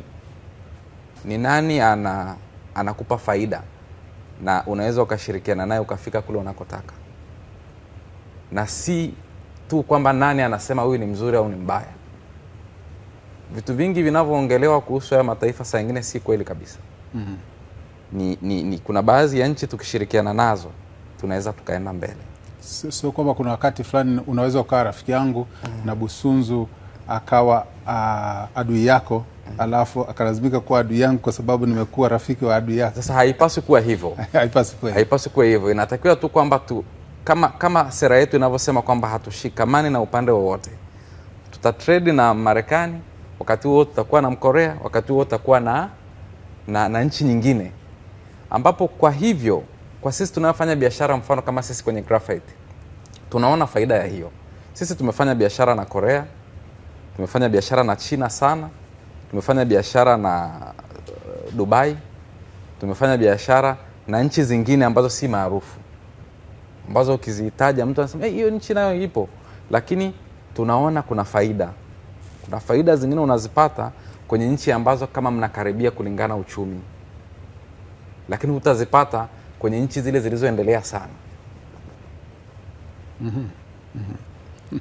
Na Humphrey nataka kusema kitu. Na nitamani sikie pia maoni bwana Deogrates Rukoya anasema haoni dhamira. Ni kweli katika uzoefu wako kwenye sekta unakubaliana na hoja yake kwamba haoni dhamira ya nchi kuwasaidia Watanzania kuepukana na umaskini kwa kuwa wanazo rasilimali za kutosha? Naweza nisikubaliane moja kwa moja, na pengine kwa sababu nimekaa kwenye sekta kwa muda mrefu na nimeona utofauti wa jinsi ilivyokuwa siku za nyuma, mchango wa sekta ulivyokuwa siku ya nyuma na mpaka sasa ilivyokuwa. Sasa michango hii ya sekta tukizungumza sisi ambao tuko kwenye sekta, inaweza isiwe iguse mwananchi moja kwa moja. Labda nirudi tu kwenye historia. Mwaka 1995 mchango wa sekta ya madini ulikuwa chini ya 1.5 kwenye GDP yetu. Mabadiliko ya sheria na utaratibu yaliyofanyika kwa wenye awamu ya tatu ya 1997 ndio yalianzisha wimbi hili la makampuni makubwa ya madini ya kupelekea mpaka kufikia, na ujenzi mwingi wa migodi hasa kwenye migodi hii traditional ya dhahabu iliyokuwepo mikubwa ulifanyika kati ya 1998 na mwaka 2008. Na baada ya hapo kuanzia mwaka 2017 na mpaka 2021 tumeona ongezeko kubwa sana. Sasa hili ongezeko linaweza lisimguse mwananchi chini moja kwa moja, likawa ni ongezeko katika ngazi ya serikali. Kinachosemwa hapa sasa, ili mwananchi mmoja mmoja aliyoko Mwenda Kulima, aliyoko Katoro aweze kuona ni namna gani kutakuwa na utawanyaji wa hizi shughuli za kiuchumi. Na ndipo hapo tunaona kwamba fursa zinagawanywa vipi, na kwenye fursa kuko sehemu mbili. Ni fursa za moja kwa moja za wananchi kushiriki kwenye umiliki au shughuli za uchimbaji na uchenjuaji wa madini, au kwa wananchi kushiriki kupitia kwenye fursa za usambazaji au value chain. Na kwa sisi ambao tumekuwa mgodini, ukirudi nyuma, sehemu kubwa ya manunuzi yalikuwa yakifanyika kwenye migodi sasa yalikuwa hayafanywi na makampuni ya ndani. Ukisogea leo katika mwaka huu 2025, sehemu kubwa ya shughuli za manunuzi ambazo ni sehemu kubwa sana ya operation za migodi na sekta madini zinafanywa na makampuni yenye hali ya Utanzania au washiriki wa Kitanzania. Changamoto kubwa ambayo naiona sasa bado, pamoja na kwamba kushiriki kwa haya makampuni, ni kwamba sio bidhaa nyingi zinazozalishwa hapa kwenye kuendesha migodi yetu. Ni bidhaa ambazo zinaagizwa kutoka nje, na pia inakuwa inaminya wigo wa ushiriki. Ndio tunarudi kwenye swali lako lile la mwanzoni kwamba tunawezaje kuvutia uongezaji thamani, uzalishwaji wa bidhaa na uchenjuaji au uzalishaji wa bidhaa zinazotokana na madini ya mwisho, ili mwananchi mmoja mmoja, kwa sababu kwa mfano leo hii tunapozungumzia baadhi ya refinery za dhahabu, tukirudi kwenye dhahabu ambazo zinafanyika, zile ajira zilizozalishwa zinaonekana, yale matokeo ya ugavi yanaonekana. Sasa ili kuongeza mwananchi mmoja mmoja aweze kuona, ni lazima serikali, ni lazima kama nchi ifunue, iondoke na kugusa chini zaidi. Na ukijenga kiwanda cha uzalishaji cha aina yoyote hapa, utagusa wananchi wengi sana ambao watakuwa wanaenda kazini, wake kwa waume kwenda kazini. Hapo ndipo mmoja mmoja ataweza kuona. So kwa maana nyingine, bado pamoja na faida hizi ambazo zimepatikana na serikali inaziona, wananchi, watu tulio kwenye sekta tunaziona, kuna hatua moja kubwa inatakiwa kufanyika ili mtu wa chini aweze kusema, kwa uwepo wa shughuli za mgodi pale Mwenda Kulima, na mimi aidha ni mmiliki wa leseni au ni sehemu ya uchenjuaji au ni msambazaji na mtoa huduma kwenye sekta hii. Miongoni mwa wanaotutumia maoni anasema kama tuna rasilimali kubwa kiasi hiki muhimu na ya kimkakati, basi kwa nini tusifanye biashara zaidi na watu wa nje, kwa maana mataifa makubwa, kuliko kutegemea misaada yao. Na hoja hii naileta kwako balozi, na hasa nikizingatia pia wakati rais alipokutana na kaimu balozi wa Marekani, moja kati ya kauli za balozi wa Marekani Bwana Andrew alisema kwamba nia ya Marekani ni kuimarisha uhusiano na ushirikiano katika masuala ya kiuchumi, kisiasa, kiusalama kati ya Tanzania na Marekani, akisisitiza kwamba dhamira ya Marekani ni kushirikiana na Tanzania kwa misingi ya ustawi wa pamoja na sio utegemezi wa misaada. Ndio ilikuwa kauli yake, na nadhani naifananisha na kauli ya mzungumzaji mmoja aliyesema kwamba kama tuna rasilimali nyingi kiasi hiki, basi tufanye biashara na mataifa makubwa kuliko kutegemea misaada kutoka kwao. Karibu balozi. Asante sana. Ni kweli nchi tumekuwa na hiyo, sijui niseme stigma, kwamba wakati wote tumekuwa tukisema tunatafuta misaada, tunapewa misaada, lakini unapewa misaada wakati ni nchi tajiri, kwa maana ya utajiri wa rasilimali kama ambavyo tunavyo. Kwa hiyo mimi kwanza nikubaliane na kauli ya Mheshimiwa Rais Dr. Samia Suluhu Hassan kwamba wakati sasa umefika tusitafute misaada ya huku na kule, wakati tunazo rasilimali, na hawa tunaoenda kuwaomba misaada ni wako katika nafasi ya kuwa wabia wa pamoja katika uzalishaji wa kile ambacho sisi tunacho, wenyewe wakaja kama wawekezaji na wote tukanufaika. Kwa hiyo hilo ni moja la kwanza. Lakini la pili ambalo pia ni muhimu sana ni kwamba aina ya madini, kwa mfano haya madini ya kimkakati, adimu ya kimkakati, wale ambao sasa hivi wameyashika, kwa mfano nchi kama China, nchi kama Urusi, wameanza kuyatumia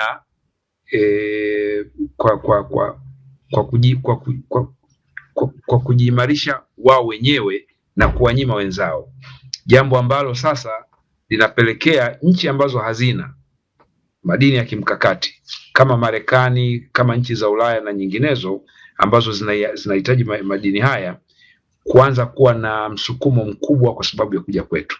Wenzangu wametangulia kuzungumza dhamira ya Tanzania, lakini pia mbinu nzuri ya kuhakikisha kwamba hatufungani na upande wowote, ili madini yetu siku moja yasije yakabadilika yakawa laana, kwa maana ya kwamba mnachokonolewa kushoto na kulia, lengo na madhumuni watu waweze kuyapata, kwa sababu wako katika kupambana kuyapata kutoka sehemu nyingine, kwa sababu huko ambako zamani wakiyapata sasa hawayapati tena. Vita vya kiuchumi kati ya Marekani na Mchina katika siku za karibuni zimetuonyesha hilo. Kwa hiyo sisi sasa hivi bahati nzuri tumejipanga vizuri, tunasema tunawakaribisha wote bila kujali wanatoka wapi. Sasa katika kufanya biashara badala ya kutegemea misaada ni pamoja na kuweza kuweka uwekezaji wa kuongeza thamani, jambo ambalo kwa moja kwa moja litatengeneza ajira, lakini sio tu ajira, litasababisha baadhi ya kampuni hata kama ndogo, kwa mfano local content ambayo tunaanza kuiona inajitokeza kwenye migodi mbalimbali, watu wanaanza kunufaika, utajiri unaanza kuwa mikononi mwa Watanzania.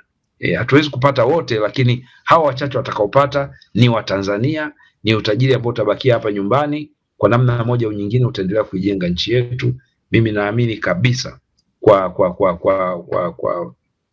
kushirikiana kwa manufaa ya wote, basi hiyo ndio njia ya kupita, badala ya kuwa kila siku tunakuwa ni watu wa kutegemea misaada. Kwa kweli Mheshimiwa Rais ameonyesha njia, na huko ndio kwa kupita.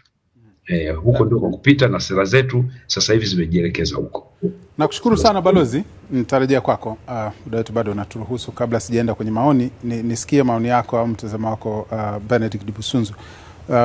Kuongeza thamani ni jambo moja, kabla hatujawa na viwanda vya kuzalisha bidhaa za mwisho hapa, lakini kuongeza thamani anazungumzia Balozi. Tupitishe kidogo kwenye mkakati wa Tembo Nickel katika kuongeza thamani ya nickel kabla haijapelekwa nje. Okay. Kama tuone kama tuna faida walau katika hilo eneo. Karibu. Asante sana. Kwa kampuni yetu mipango yetu ni kwamba tutajenga mgodi kama nilivyoeleza mwanzo. Tutakuwa na mgodi pale Kabanga Ngara ambao utachimba, kwa utakuwa na uchimbaji mkubwa ambao tunategemea tutakuwa na uchimbaji wa zaidi ya tani milioni 3.4 kwa mwaka za mashapo ambayo tutaprocess kuyaprocess pale Kabanga na kutengeneza makinikia. Sasa kwa makubaliano na serikali, kampuni ambayo ni kampuni mama ya Tembo Nickel ya Livezone ambayo inaubia pamoja na serikali, ina teknolojia inayoitwa Hydromet technology ya uchenjuaji hayo makinikia, na kwa mazungumzo na serikali, kwa sababu teknolojia hiyo ina uwezo si tu ya kuchenjua makinikia ya nikeli, lakini makinikia mengi mbalimbali ambayo yanaweza vile kupata nafasi ya kuchenjuliwa pale. Tuliamua kuja na mpango mkakati ambapo tutajenga wanasema refinery facility, a multi-metals refinery facility pale mji wa Kahama. Swali kubwa watu wananiulizaga ni kwa nini Kahama, kwa nini tusingejenga hiyo refinery facility hapo Kabanga. Tunavyoongelea multi-metal refinery facility, picha kubwa tuliokuwa nayo ni kwamba si tu kwa ajili ya process makinikia yatakayotoka Kabanga, lakini vile kuweza kutoa huduma hiyo kwa maeneo mbalimbali ambayo yako katika ukanda wa karibu na hapo Kahama kwa ajili ya kuchenjua. Tunategemea kwamba Burundi wana madini ya aina hiyo. Kule Musongati kuna infrastructure, kuna reli ya SGR ambayo sasa hivi inaendelea kujengwa kuelekea kule.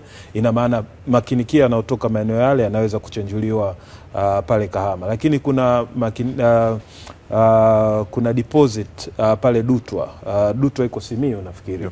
Na yenyewe ni nickel. Lakini kuna makinikia mbalimbali kama unavyofahamu, ukanda ule ambao unazunguka mikoa ya Shinyanga, Geita ni ukanda wa madini mengi.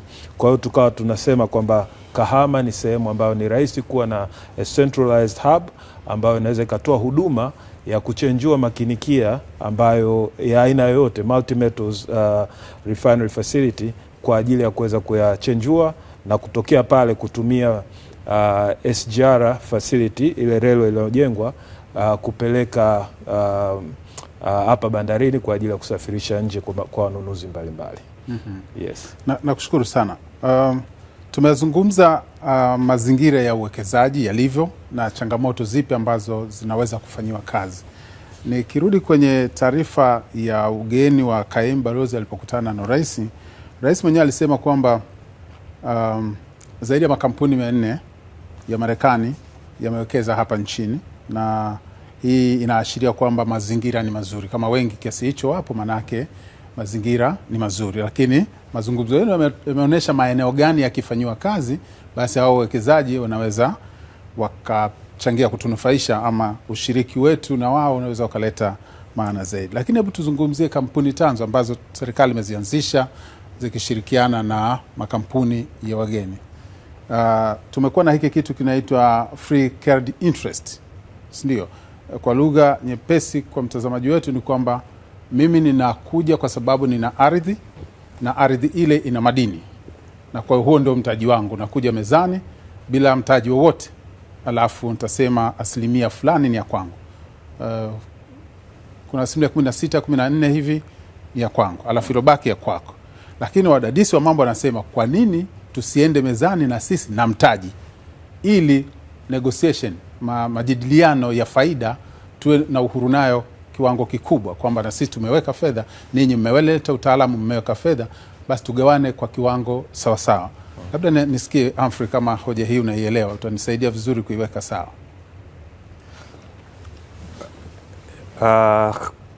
Ni swali gumu. Imeeleweka? Swali limeeleweka na kumekuwa na mjadala mkubwa katika nchi zenye uchumi wa madini, yani wanasema resource rich countries, kwenye namna gani hizi nchi ambazo zina haya madini zinaweza zikashirikiana na wawekezaji. Na tunapozungumzia wawekezaji, hatumaanishi wawekezaji wa nje tu. Hata Godmwanga akifikia kiwango kwa mujibu wa mahitaji yale ya sheria ya free carried interest, na yeye anatakiwa atengeneze hiyo kampuni tanzu na serikali. Sasa ni kwa namna gani serikali inashiriki, ndilo jambo ambalo tunatakiwa tulizungumze vizuri zaidi. Na nitakupa mfano kwamba hivi karibuni nchi ya Zambia nayo ilipeleka mezani kwa rais kusema kwamba kuwe na hii free carried interest, lakini rais alisema kwamba anadhani wanahitaji kupitia namna nyingine ya serikali kushiriki kwenye uwekezaji wa kwenye sekta hii ya madini nje ya free carried interest. Lakini je, ni sisi peke yetu tupo? Ghana wana free carried interest, nadhani Ghana ni 10%, na sisi hapa kwetu kwa kuanzia ni 16%. Na serikali inawekeza kwenye makampuni ya aina gani? Inawekeza hii free carried interest sana sana kwa sasa imekuwa kwenye wale wenye leseni maalum za uchimbaji, yani special mining license. Na tumeona mfano mzuri ambao serikali inafanya ni kwenye kampuni ya Twiga Minerals. Hii ni kampuni inayomilikiwa kati ya serikali ya Jamhuri ya Muungano wa Tanzania na makampuni ya Barrick, au kampuni ya Barrick ambayo kwa sasa inamiliki migodi ya Bulyanhulu na mgodi wa North Mara. Serikali na 16%. Mfano mwingine mzuri ni mfano ambao serikali kwa sasa inamiliki 20% kwenye kampuni ya Sota Mineral Corporation Limited, ambao wanajenga mgodi mwingine mkubwa, na ni mgodi wa kwanza kujengwa miaka karibu 17 tangu tumejenga mgodi mkubwa. Ni mgodi ule wa Nyanzaga kule Sengerema. Serikali ilikuwa mwanzoni na 16%, wamefanya majadiliano mapya, sasa hivi na 20%. Kwa hiyo na free carried interest, undiluted shares 20%. Sasa je, na tafsiri ya hii free carried interest shares, yeah, kwamba haichakachuliwi kwa namna yote, kwa namna yote ipo tu. Sasa kwa tafsiri yake ni nini? Kwamba kwa rasilimali ambazo ziko nazo ndio mtaji wa kuweka hiyo 16%, 20%, na haikuwa fixed 16%, ila inaanzia 16% kwenda mbele kutokana na majadiliano ambayo yatakuwepo. Sasa tunataka tufike sehemu tunaweza tukaingia, ukiacha kuwa na madini, tukaingiza mitaji pia, ili tukaweza kupata sauti kubwa, kwa sababu unapoingiza hiyo free carried, kwa upande mmoja mwekezaji anaweza katafsiri kwamba unabana kile ambacho angeweza kukipata. Kwa hiyo twende na kitu mkononi na tuseme sasa pengine tupunguze 16%, tuseme nakuja na 10% na naingiza fedha ili kuongeza, na tunapoingiza fedha maana yake ni kwamba hata nguvu yetu ya majadiliano kwenye meza inakuwa kubwa, na hata upataji wa kipato na distribution yanayotokana na shughuli za uwekezaji zinakuwa kubwa sana. Na sheria zetu zimekuwa zikienda zinabadilika, zinafanyiwa maboresho kwa kuangalia namna ambavyo tutapata tija zaidi.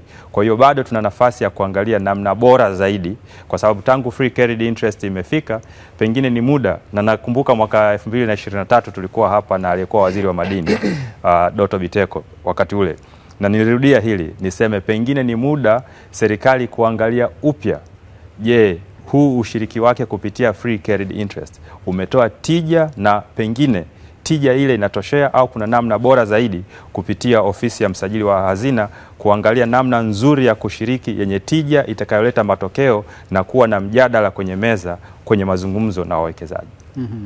Graphite iko chini ya kampuni gani tanzo ya serikali? Hapana, bado.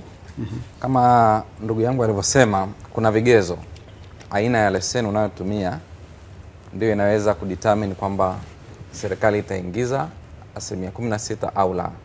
Sasa sisi tunatumia leseni ya mchimbaji mdogo bado. Kwa hivyo kwa sababu ni wazawa. Ina maelezo yako yanaonyesha wewe ni mkubwa kabisa. Ni mkubwa lakini tuko kwenye PML.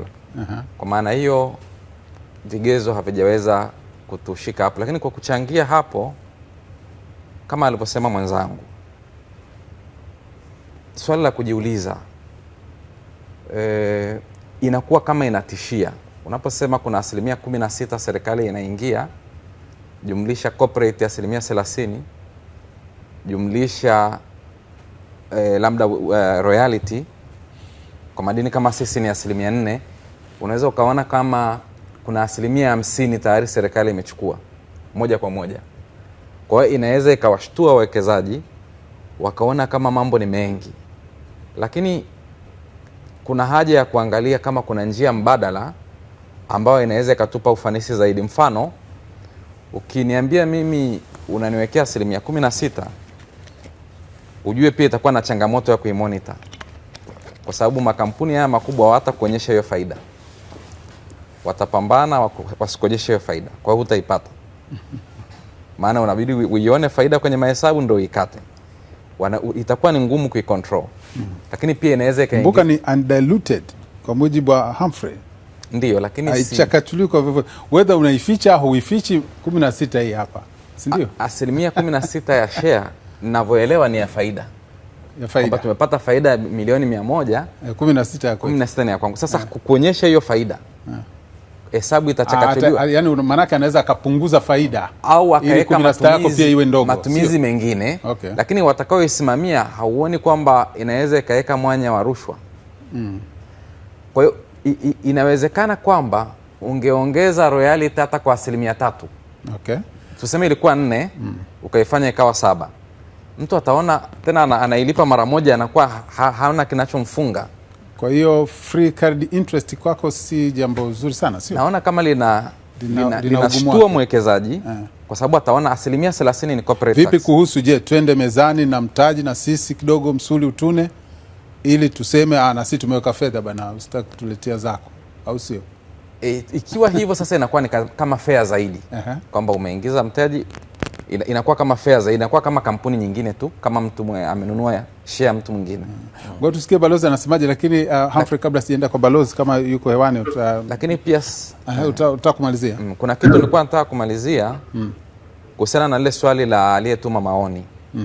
Nilitamani sana kulichangia kwamba sawa, hebu lichangie. Unalikumbuka? Anasema kwamba haoni dhamira yoyote maoni yake. Sasa na mimi nilikuwa najaribu kutafakari kwa engo aliyokaa yeye. Nikasema usije ukakuta kwamba ni kama kuku unapomfunga mahali, ukikata kamba anabaki pale pale kama amekaa muda mrefu. Hata hisi bado anakamba. Sasa sisi kama Watanzania, yani ushauri wangu kutoka moyoni, tusipende sana kulalamika, kwa sababu siku tutakuwa tumeachiliwa hatutajua. Hatutajua kama tuko huru. Kama tunaenda hatutajua tena kama tutakuwa tumekariri kwamba hakuna kinachofanyika. Hakuna kinachofanyika, itakaa kwenye kichwa chetu. Tuseme tu kwamba mchango wetu mmoja mmoja kama mtu, kwa mfano kipindi kama hichi ni kipindi maalum, tunachangia ili kuijenga nchi yetu. Mtu alete mawazo, kwa sababu pengine wazo lake hilo analoliona kwamba hili ni bora litaweza likafanywa kazi. Na mimi nimeona Wizara ya Madini imetuita kwenye vikao vingi sana vya kutoa mawazo. Wako very open. Toa mawazo yako. Ukitoa mawazo baadaye unakuta yamefanywa kazi. Unashangaa kumbe ningebaki na lalamika, kumbe sijapeleka hoja yangu ila nimelalamika general. Kwa hiyo nashauri kwamba nchi hii kwa sababu ni ya kwetu, na kama kuna vipindi kama hivi, na niwapongeze Azam TV kwa sababu tunapokuwa na kipindi kama hiki na kujadili mambo muhimu ya kuijenga nchi yetu, basi mtu ajue kabisa kwamba mchango anaoutoa ni sehemu ya mchango wake kuijenga nchi. Na kushukuru sana, muda wetu unasogea. Nije kwako Balozi. Hoja ambayo alikuwa anaizungumza Henry hapa kidogo kama ana mtizamo tofauti kuhusu free carried interest. Hii faida ambayo serikali inaipata kupitia makampuni tanzu iliyoyaanzisha, kwamba labda kungekuwa na mtizamo mwingine, kwa sababu wawekezaji wanaweza wakaficha na hiyo 16 ikawa si 16 halisi ya faida, tuende na mtindo tofauti kidogo. Lakini kuna mtizamo mwingine kwamba kwa nini tusiende na mtaji pia na sisi. Mwingine katika maoni hapa anasema hebu tuwekeze kwenye kuwaelimisha Watanzania zaidi ili washiriki moja kwa moja katika teknolojia ya uzalishaji. Karibu Balozi. Asante sana. Mimi niungane na hili wazo kusema kwamba tunachukua hiyo free carried interest haina sidhani kama itatunufaisha sana. Wazo la kuwekeza, nakumbuka kuna nchi ya Kuwait, wakati Kuwait imeanza baada ya muda wakiwa wanachimba mafuta, wakaanza kuwa wanachukua faida wanayoipata wanarudisha kununua shares kwao,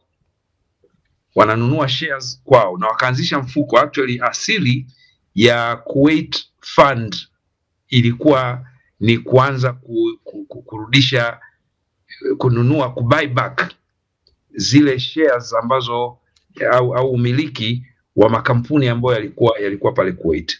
Mfuko ule ukaja kuwa mkubwa, ukafanya vizuri sana, ukaanza kuzisaidia nchi nyingi za Kiarabu za mashariki ya kati pale, kuanza yani wanawakopesha kununua shares kwenye uchimbaji wa mafuta kwenye nchi zao.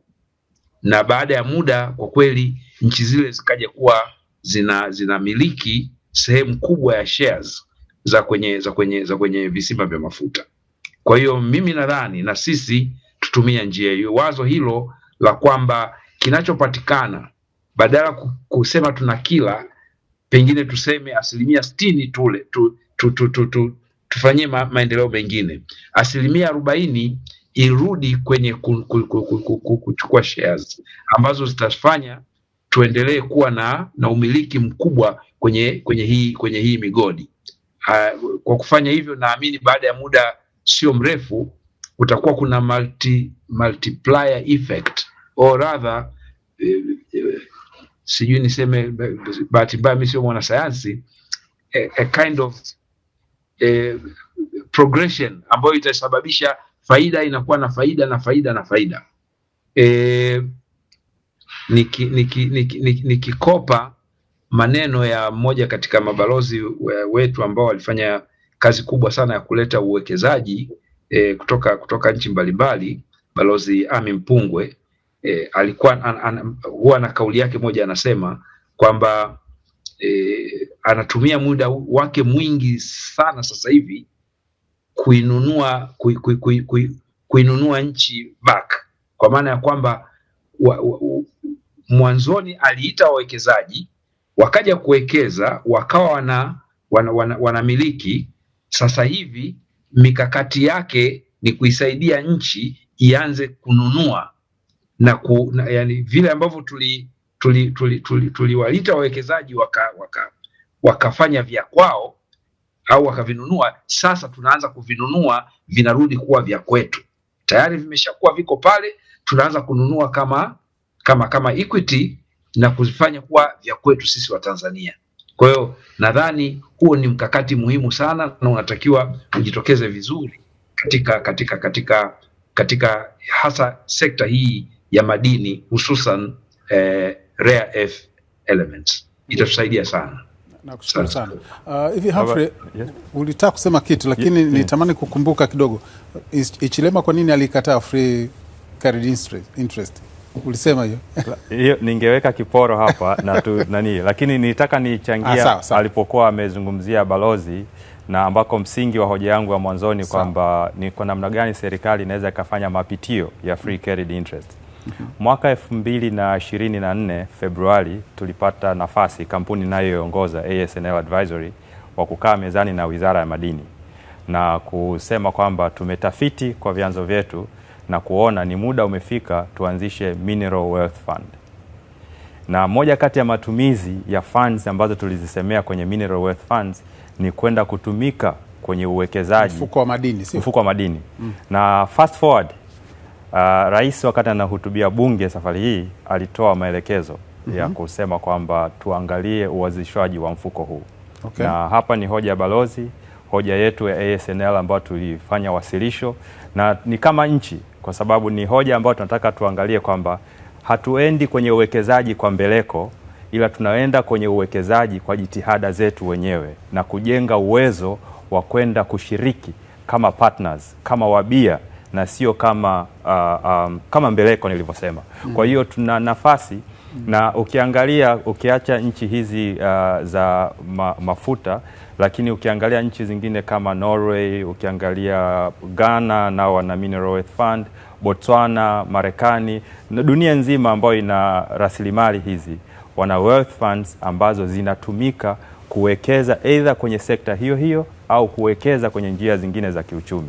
Kwa hiyo ni muda, tunaposema kwamba tupitie upya ushiriki wetu, ni pamoja tuangalie ni jinsi gani tutatengeneza ukwasi, ukizingatia madini haya yakitumika hayarudi. Kwa hiyo tutengeneze unafuu wa vizazi vijavyo, lakini tutengeneze pia kumbukumbu inayoleta tija katika uwekezaji wetu. Sawa. Nakushukuru. Hebu niende kidogo kwa baadhi ya watu ambao wametutumia maoni. Wanawapeni maua. Unasema huyu ni Alois Nyaisa wa kutoka Goba, Dar es Salaam, Tanzania. Anasema hongera kwa kipindi kizuri chenye elimu. Tuongeze uwekezaji na mnyororo wa thamani, tuvutie uzalishaji wa bidhaa za mwisho hapa Tanzania. Hii hoja nafikiri tumeizungumza sana. Meainisha madini mengi sana tulionayo, lakini kwa nini Tanzania isiwekeze kwenye taaluma ya uchenjuaji na uzalishaji wa bidhaa zitokanazo na madini? Local content katika kuhamisha teknolojia tunabaki nayo. Busunzu. Swali zuri, na nafikiri masuala kama haya lazima yaje katika sera na mipango ya serikali, lakini sheria hasa iliyotengenezwa, sheria ya madini mwaka 2017 na marekebisho yake yalifanyika mwaka 2019, lakini ikiendana pamoja na regulations hizo za local content zinaongelea kuhusiana na swala la kuhamisha teknolojia, la teknolojia. Kwa hiyo wataalamu wa nje wahamishie teknolojia kwetu. Yes, kwamba ukija na teknolojia yako lazima uwe na mpango wa namna gani kwanza utaweza kutrain Watanzania, kuwafundisha, kuielewa, na kuruhusu vile vile Watanzania waweze kuja kuitumia katika nyanja au shughuli mbalimbali hapo baadaye. Kwa hiyo nikirudi katika ile swali la mwanzo kabisa ambalo mwenzangu ameligusia, yes, inawezekana kabisa kwa Mtanzania mmoja mmoja, wengi bado hawajaweza kuziona fursa ambazo zinaletwa kutokana na sheria mbalimbali ambazo zimewekwa, lakini dhamira ipo. Dhamira kutoka serikalini tumeona sisi, nimeelezea kwamba nimeona mabadiliko ya sheria katika kipindi kirefu. Sasa hivi tumefikia hatua ambapo naweza kukutolea mfano. Mimi na Humphrey vile vile tumewahi kufanya kazi pamoja huko zamani. Tumeshakuwa tunakula kuku ambao wanatoka nje ya nchi. nyama ya kuku pale mgodini tunalishwa kutoka nje. Maji ya kunywa kama haya tulikuwa tunakunywa kutoka nje ya nchi. Sasa hivi sheria pekee imezuia vitu ambavyo vinapatikana Tanzania kuweza kutumika katika. Kwa hiyo ni progress kubwa. Hivi karibuni Tume ya Madini imetoa list ya aina ya huduma au bidhaa ambazo wameshafanya tafiti na kutambua kwamba zinapatikana nchini. Yes, kuna mapungufu na maeneo ambayo yatahitaji zaidi kuzungumzika pamoja na Tume ya Madini ili kuboresha, lakini hiyo bado ni dhamira. Wametoa kabisa list ya kuelezea kwamba hivi vitu vinapatikana Tanzania na hivyo Watanzania wanatakiwa kupewa nafasi. Nafikiri changamoto samahani, naomba nimalizie hapo. Changamoto ni kwa namna gani hawa Watanzania wanaweza kupata taarifa sahihi na kwa wakati na kuweza kupata ufahamu wa hizo fursa zilizopo ili basi waweze kuzichangamkia. Nafikiri changamoto iko hapo na hapo ambapo ndio tunatakiwa. Sasa Humphrey na washauri wataalamu wa wawekezaji na wasahau wa Tanzania ambao wanatakiwa kupata taarifa ili waingie kuzinyakua fursa. Si ndio Humphrey? Katika maoni ambayo tumeyapata hapa, mtu mmoja anasema swali kwa wadau hapo studio, Humphrey ambaye ni mtaalamu wa manunuzi. Ni kweli? Ni kweli. Yeye anakufahamu vizuri sana. Anasema mikataba mingi haishirikishi wataalamu wa manunuzi. Hauoni maslahi mapana ya nchi yanaweza kuwa sio sawa? Equity, kitu kama hicho anajaribu kuuliza hiyo. Huyu ni David kutoka David Rubago. Sasa hapo kuna mikataba ya aina mbili. Ni kweli mimi ni mtaalamu wa manunuzi niliyesajiliwa Tanzania na Uingereza, lakini ninachotaka kusema hapa, anazungumzia mikataba ya madini ambayo mara nyingi ni mikataba kati ya serikali na wawekezaji au mikataba ya watoa huduma, contractors, suppliers na wengine ambao wanafanya kazi na migodi. Sijui hapo inakuwa ni ngumu, ila kama tukizungumzia mikataba ya manunuzi, mpaka sasa hakuna changamoto ya moja kwa moja ambayo tunaweza kusemea inazuia ushiriki kwenye hii sekta. Na tukizungumzia kama nilivyosema mwanzoni, uzuri nimefanya kazi pia kwenye idara za manunuzi ya makampuni ya madini ambayo yapo hapa Tanzania. Maana yake tuliona mabadiliko makubwa ya ushiriki wa makampuni ya nje, sio tu katika bidhaa ndogo ndogo, na hata mwanzoni kuna baadhi ya makampuni yalikuwa yako nje ya nchi lakini yalilazimika kuhamia Tanzania na pengine pia kuweka ushiriki wa makampuni ya Kitanzania ili kuweza kutoa huduma kwenye sekta ya madini. Kwa hiyo swali lake linaweza lisijiwe moja kwa moja ni mikataba ipi hasa anaizungumzia. Nakushukuru. Huyu anaitwa Devi kutoka Arusha, anasema kwanza niwapongeze Azam kwa kipindi hiki mlichokianzisha, asante sana. Nasikiliza kipindi na mwekezaji Henry amesema changamoto ya umeme, lakini shida ziko nyingi sana kama kodi, customer service na nyinginezo. Sasa naomba next time mumwalike mwenye majibu ya changamoto hizo. Bila shaka ameongeza shida nyingine, customer service ni kitu unamwelewa? Ni kweli, lakini niseme tu pia mbuyu ulianza kama mchicha. Mimi na watu walioko nje wanaweza wasielewe, lakini na kuhakikishia tunapata support kama customer care upande wa Wizara ya Madini. Kama mtu yuko kwenye madini anaweza akaelewa, ukimpigia waziri hata sasa hivi atapokea, hata sasa hivi atapokea hiyo simu. Sasa naendelea tu kusema kwamba tusikariri, hicho kitatuchelewesha sana. Tusikariri kwamba hawa watu labda haiko hivyo, labda hawaelewi. Hapana, lete mawazo yako, eka mchango wako mezani, utasikilizwa. Mfano sisi hana shida, anachotaka tu mwenye majibu aje kuyajibu, si ndio? Ambapo ni jambo zuri.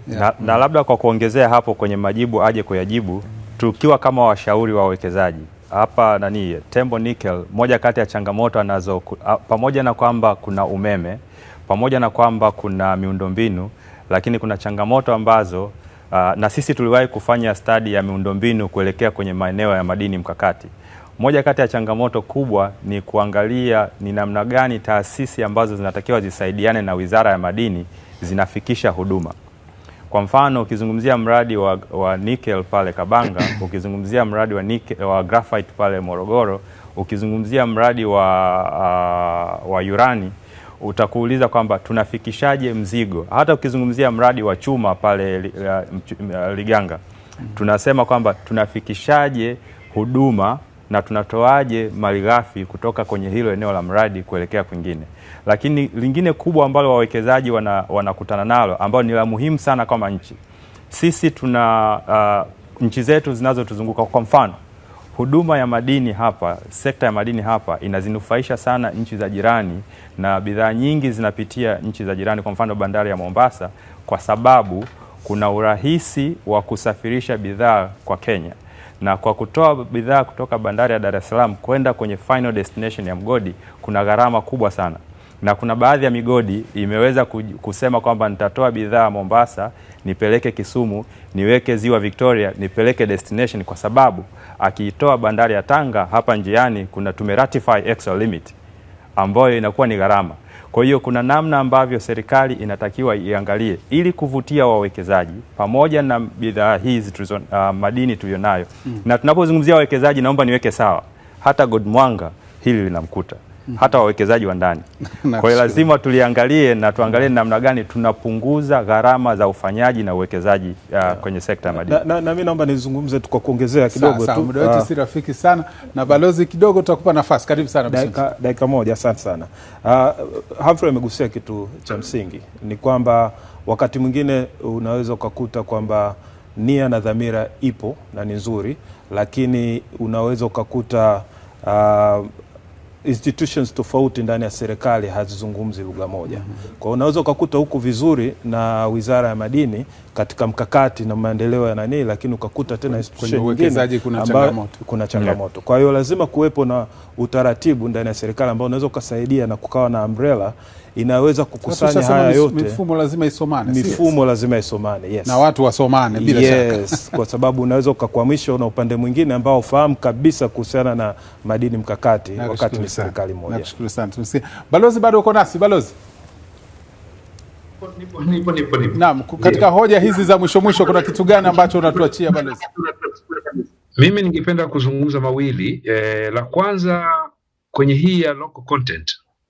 Tunayo sisi stock market yetu, lakini unakuta migodi karibu yote au biashara zote za kwenye uwekezaji unakuta ziko listed kwenye makampuni kwenye stock market za nje. Nadhani ifike mahala asilimia ndogo, hata kama ni asilimia 20 au asilimia hata 10, basi iweko kwenye stock market yetu locally, ili kuweza kutoa nafasi ya local content. Sasa hivi kumekuwa kuna wimbi kubwa la watu kununua kwa mfano bonds. Wanawekeza na zinafanya vizuri sana. Pesa watu kwa nini zisiingie kwenye uwekezaji huo? Kwa maana ya kwamba wanunue shares na tupate local content ya kweli kuliko hii ya kubatia, kwamba kuna asilimia hii kwenye stock market yetu. Kwanza itaimarisha sana na itakuja kupe. Lakini la pili ambalo pia ningependa nizungumzie ni jiografia yetu. Hatuitizami sana. Tunayo advantage kubwa sana. Hawa wengine ambao wana migodi au wana madini ya rare earth, nchi takriban 4, DRC, Malawi, Burundi na kadhalika, wote hawa wana migodi au wana madini ya kimkakati, lakini hawana njia isipokuwa kupitia kwenye lango letu. Tuanze kujipanga, tuone namna gani tunaweza kuweka mazingira yakatufanya mbali ya kwamba ni wao, lakini bado sisi tukawa wanufaika wakubwa kwa sababu ya jiografia yetu. Tumeona bomba la mafuta la EACOP linapita kwetu, litakapoanza kazi tutapata manufaa. Basi vivyo hivyo tuangalie kwenye mambo mengine yote kutuletea fursa, na pengine hiyo ndio pia jicho la ziada kutuangalia sisi ni pamoja na hiyo kwamba tunayo jiografia ya kimkakati, na hiyo pia tuitizame na tuone namna gani tunaweza kujipanga vizuri. Nakushukuru sana Hassan Simba Yahya, balozi mstaafu huyu, amehudumu katika nchi kadhaa akiwakilisha Tanzania. Asante sana kwa ushiriki wako katika kipindi chetu maalum balozi. Asante sana. Na hapa studio tumekuwa naye Benedict Bisunzu, afisa mtendaji mkuu kutoka kampuni ya Tembo Nickel. Nikushukuru sana kwa kushiriki nasi.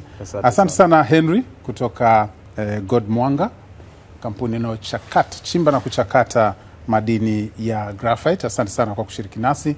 Asante sana mshauri wetu Humphrey Simba, mshauri katika sekta ya madini na mtaalamu wa manunuzi. Asante. Nikushukuru sana kwa kuwa nasi. Asante sana mtazamaji, mimi ni Faraja Sendegia. Hoja yetu katika kipindi chetu maalum imekuwa ni mchango wa madini ya kimkakati katika ukuaji wa uchumi na ustawi wa jamii Tanzania. Mimi ni Faraja Sendegia, asante kwa kuwa nasi.